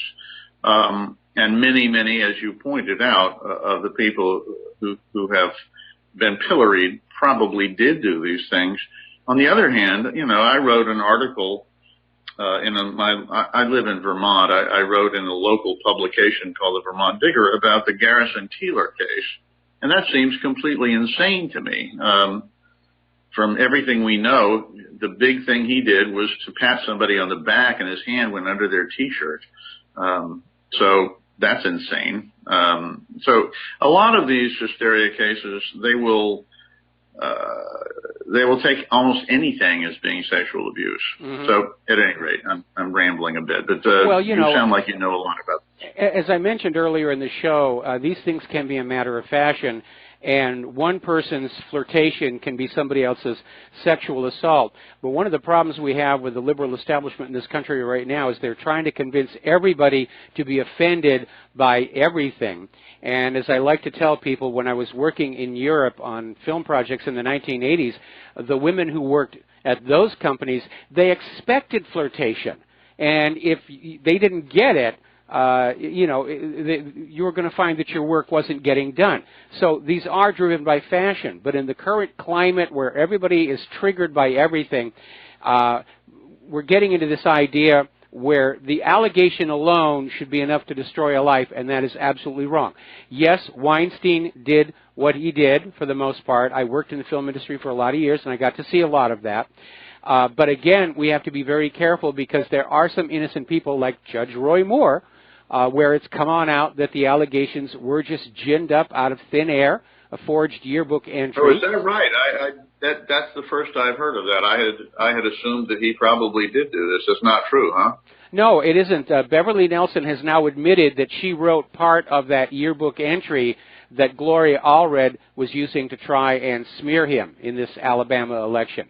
So we do need to be very, very careful. One thing that occurs to me when you're talking about these regressive or repressed memory therapy, it almost reminds me a lot of the Scientologists with their e-meter, where they're convincing you that you lived all these past lives and you did all this stuff with Xenu, and it's almost like a cult.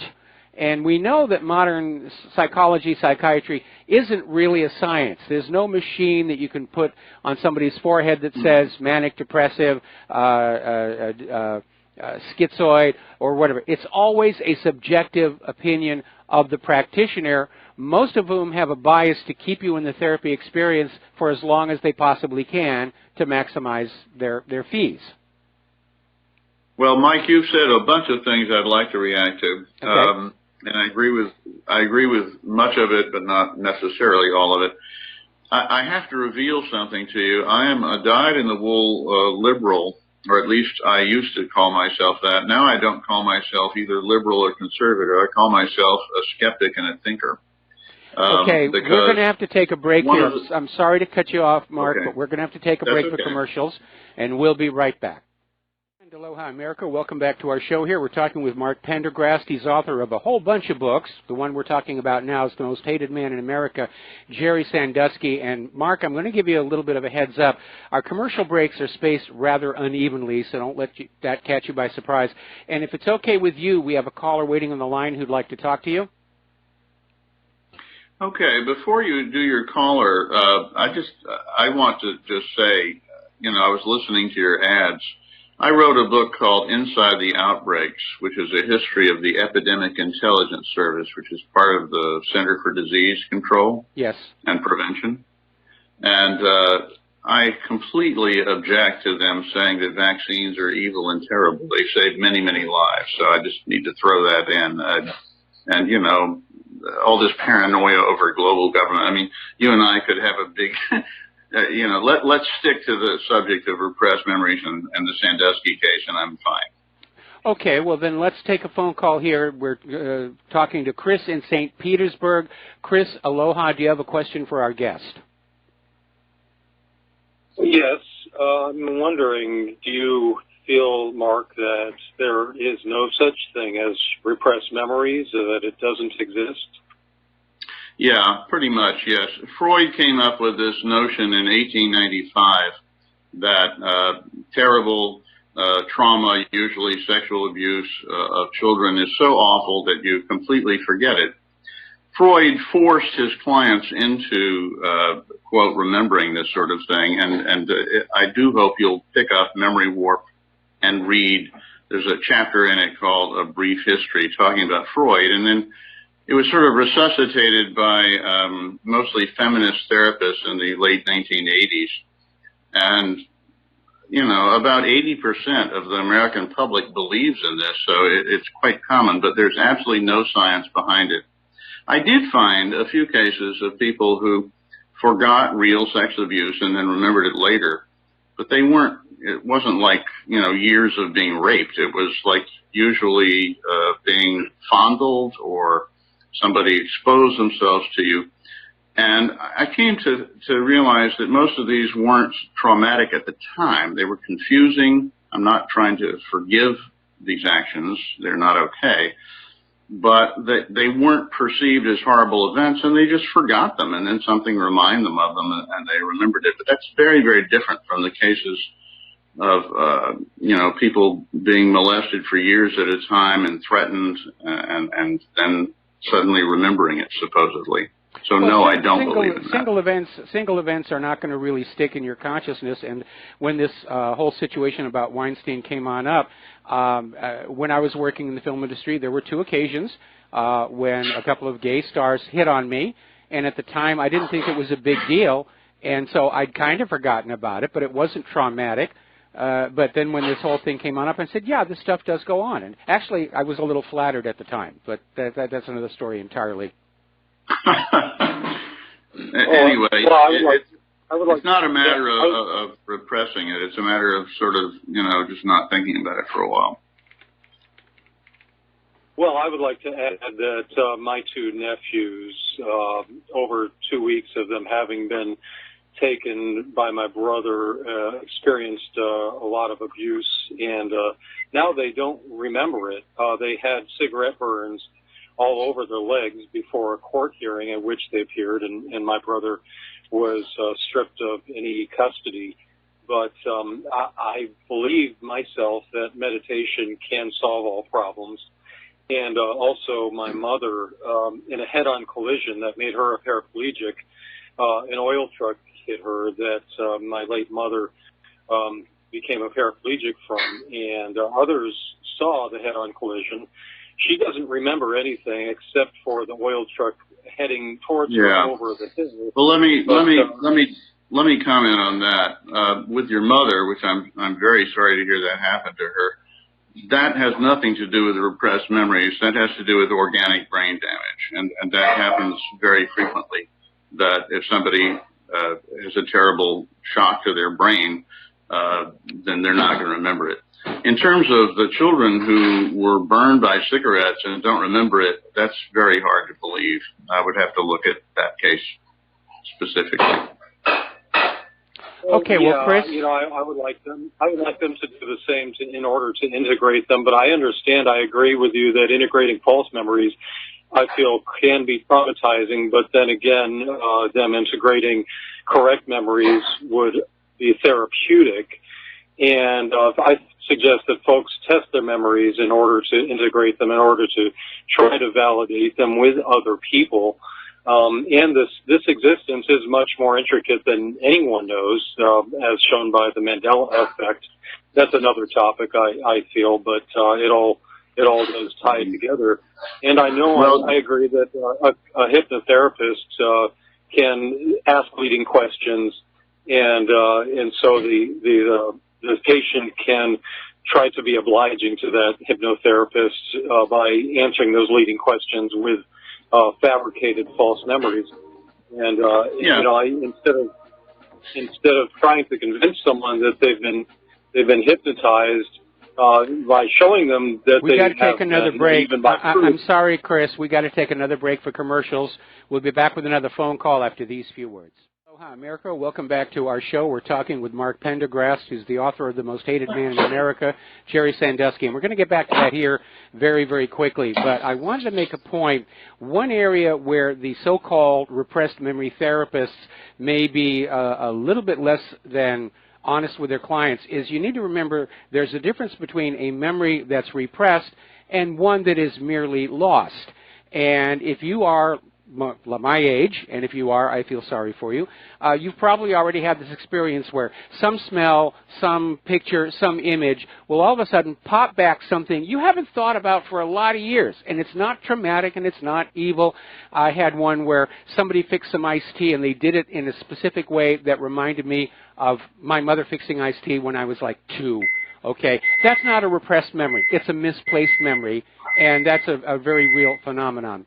Now, we're going to take one more phone call, then we're going to close the phone lines because I want to give the rest of the show to Mark here.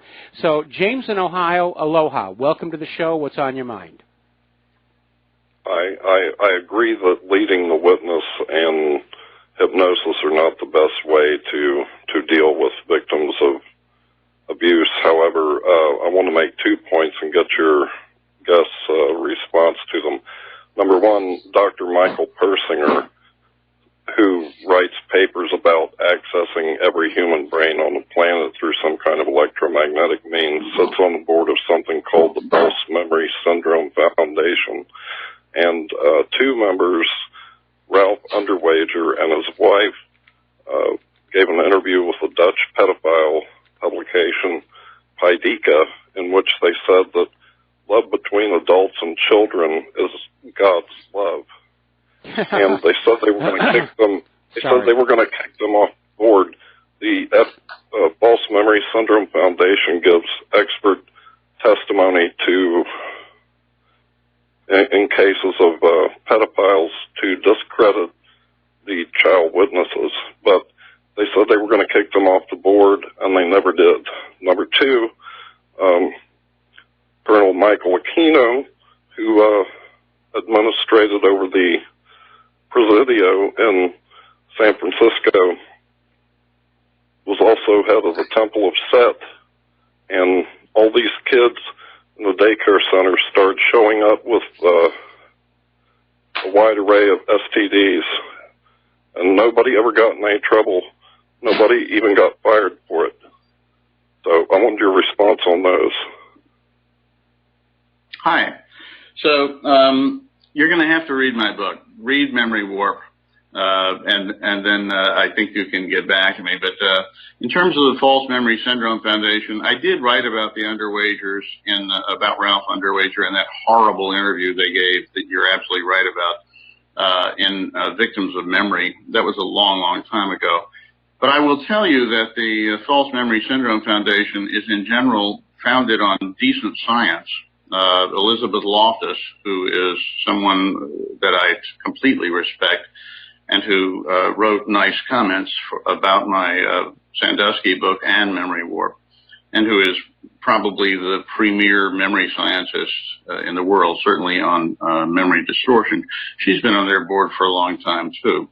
And so I really urge you to rethink your vilification of the FMS Foundation. And in terms of the daycare cases, I haven't found any evidence whatsoever for satanic ritual abuse, so do take a look at that again, please. So thanks for calling in. All right, well, we're going to let the... we do have one more call, unfortunately, who was already waiting. So, she hung up. All right, the phone lines are closed. No more phone calls. I want to give Mark time to really get into what happened with Jerry Sandusky.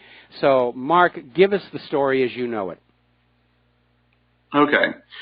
Basically, a kid named Aaron Fisher, and we know his name quite well because not only did he testify in the trial, but he wrote a book with his therapist, Mike Gillum, and his mother, called Silent No More.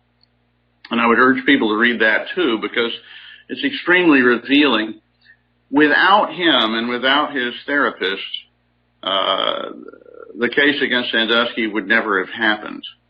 So when he was like 15 years old, he went with very vague allegations that his mother had encouraged, saying only that Sandusky had wrestled with him and had cracked his back afterwards while they both had their clothes on, which is true.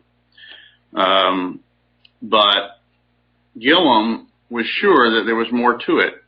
And he tells you in the book how he would guess what had happened. And for him, oral sex was sort of like the holy grail, and he kept going after this kid until he basically would nod his head and say, yes, that happened. He didn't actually have to say anything. This is absolutely terrible interviewing style and terrible therapy. He would just have the kid either say yes or no to something, and he made it very clear what he wanted him to hear. Mm-hmm. So that went on for like 3 years. That was the origin of this case. Then they discovered that in 1998, Sandusky had taken a shower with the kid. And let me just, and the kid, basically the mother had been upset about it. And so they interviewed the kid the next day, and they said, you know, did he do anything to you? No, he didn't do anything to him. But they were upset, so he said, okay, I won't shower with that kid anymore. So basically, then they got Mike McQuarrie, who had heard these slapping sounds 10 years before, and who then revised his memory and said, oh, I saw him moving his hips behind this boy in the shower, whereas in fact he had seen nothing in the shower. So they developed, basically the police went and interviewed 600 of these kids from the second mile, and they got 6 of them, 1%, to say that something had happened. Almost all of them, except one, said that nothing had happened when they were first spoken to. So it was only after they sort of went after them, they sent them to therapy, that a lot of this came out. Now, I will say that I was only able to interview one of the alleged victims in detail, and his name was Dustin Struble. And he was very open with me and said, yes, it was all from repressed memory. I said, well, what would you have told me in 2010 before you went to the police, before you went to therapy? What would you have told me about Jerry Sandusky? I said, well, I would have told you he was a mentor, that he was a good friend, that he had helped me in many, many ways. I said, would you have said he abused you? Oh, no, I didn't remember any of that then. So in his case, it's very clearly repressed memory, and he really, I liked him. You know, he was a nice young man, and he truly believes this, but it's misinformed, to say the least. So, you know, I'm not going to be able to go over this whole case. It's very complicated, and I would urge people to buy. It's $20, you know, or it's like $8 for a Kindle version of it. Go online and order the book and read it. It's amazing. You will not believe it. And the trial was a joke, held in the midst of media blitz and hysteria like you wouldn't believe. So there was no way he was going to get a fair trial. So he has decent lawyers now. His first lawyer was appalling. And I'm hoping that once it gets past Pennsylvania, that a federal judge will grant him a new trial, which he very, very obviously deserves. Okay. Well, I certainly hope he gets it. And again, because of the fact that our justice system is far from perfect, it falls victim to ambitious prosecutors, corrupted judges. In fact, we're dealing with one of those out here involving the Kamehameha school system, where there's been this 3-year lawsuit, actually lawsuits plural, against the Kamehameha schools and St. Francis Hospital by former students who accused a psychiatrist of sexual abuse decades ago. And the story just broke today that apparently the judge, the husband, is like lawyer for Kamehameha. And so the judge had to step down and recuse herself, and as soon as she did, Kamehameha did an about-face and admitted what had happened, and they're apologizing and so forth. So the court system is far from perfect, and we need to remember that. But these cases can get caught up in the media frenzy, and there can be a rush to judgment. And let me ask you this. Yeah. In Hawaii, are the judges elected? No, they're appointed. Yeah. Well, see, in Pennsylvania, the judges are all elected. So what judge in Pennsylvania is going to grant Sandusky a new trial? None of them. None of them. Because, you know, what good is it going to do them to actually say, hey, there are problems with this case? So it's not going to happen. It's a political position. And it's political in terms of getting appointed, too, but it's not nearly as bad as getting elected. So in this case, democracy doesn't work very well because it means that nobody wants to be, quote, soft on sex offenders, et cetera. So he has no chance of getting a new trial, in my opinion, in Pennsylvania. But once they've exhausted all that, hopefully it will go to the federal system, and I hope they'll pay attention to it.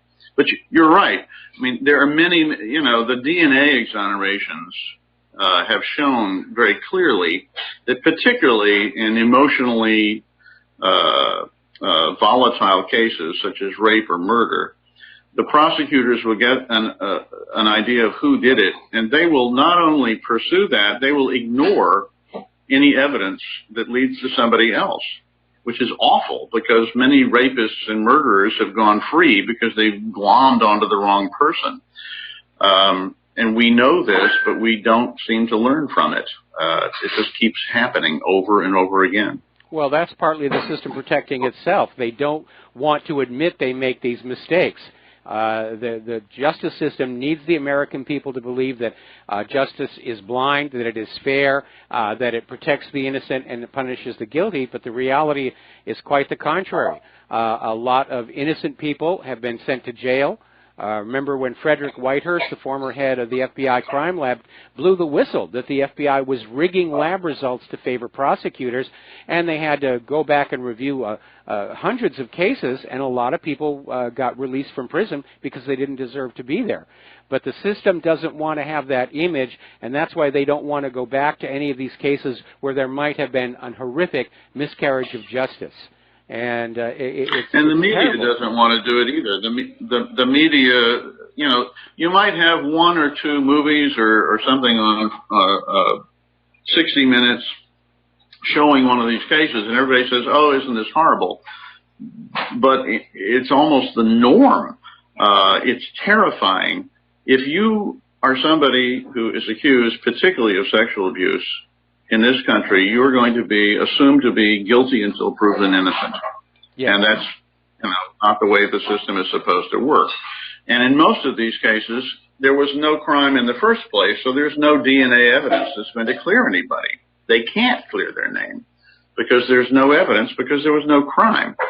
So it's appalling. Anyway, I very much hope your listeners will go and buy Memory Warp to find out exactly how memory really does work, which is pretty amazing in and of itself.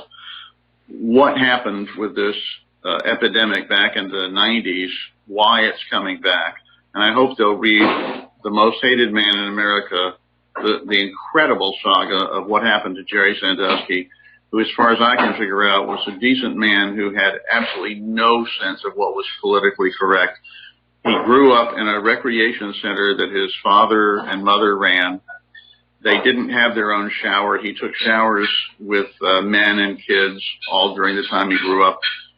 His father was sort of a hero of the town, and Jerry wanted to be like him and did help a lot of people. So it's a tragedy that this man is in prison, and I would urge people not only to read the book, but please post reviews on Amazon.com. The more reviews you have, the more people will pay attention to it. Same thing with Memory Warp, because the mass media isn't going to pay attention to this, and thank goodness you are, so I appreciate it.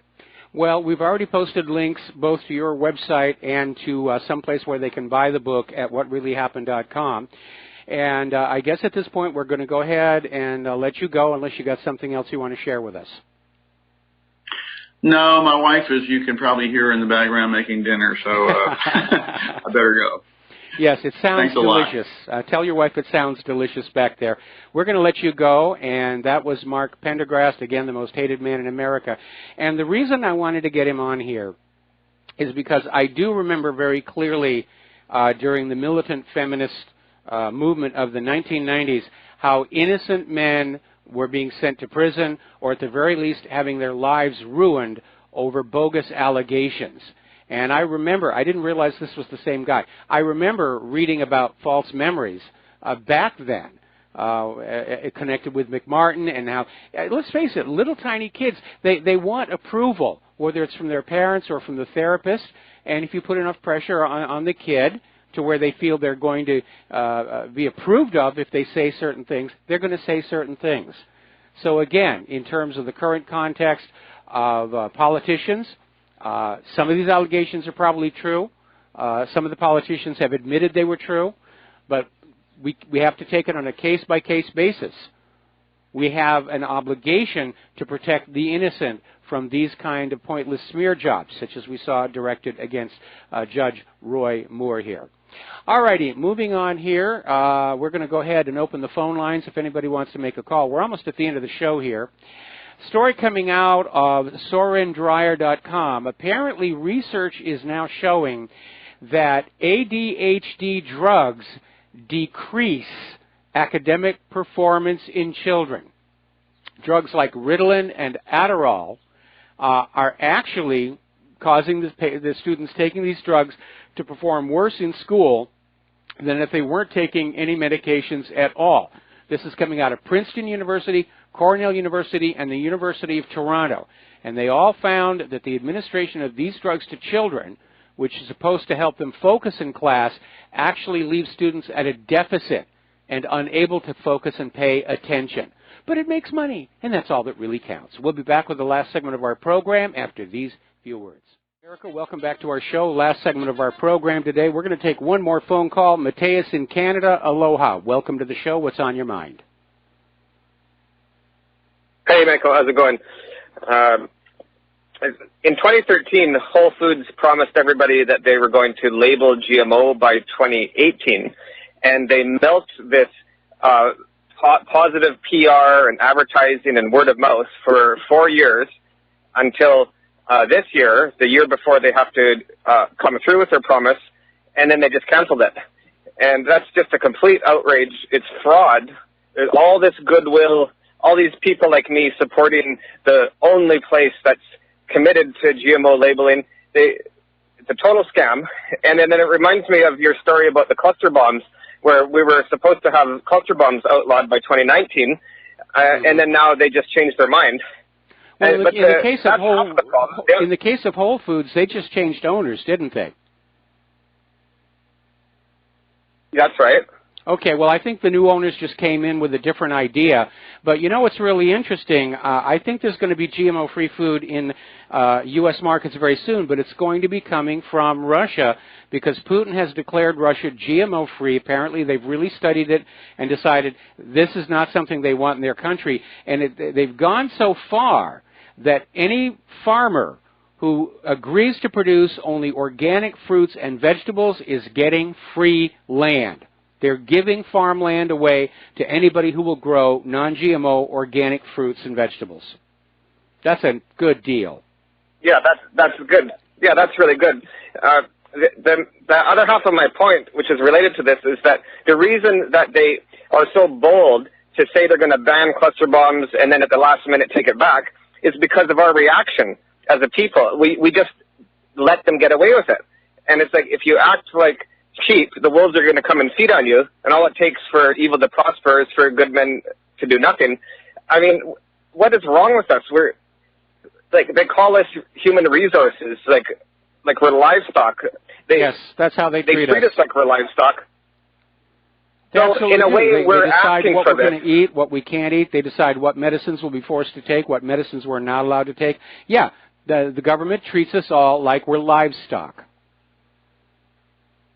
Yeah, it's totally ridiculous.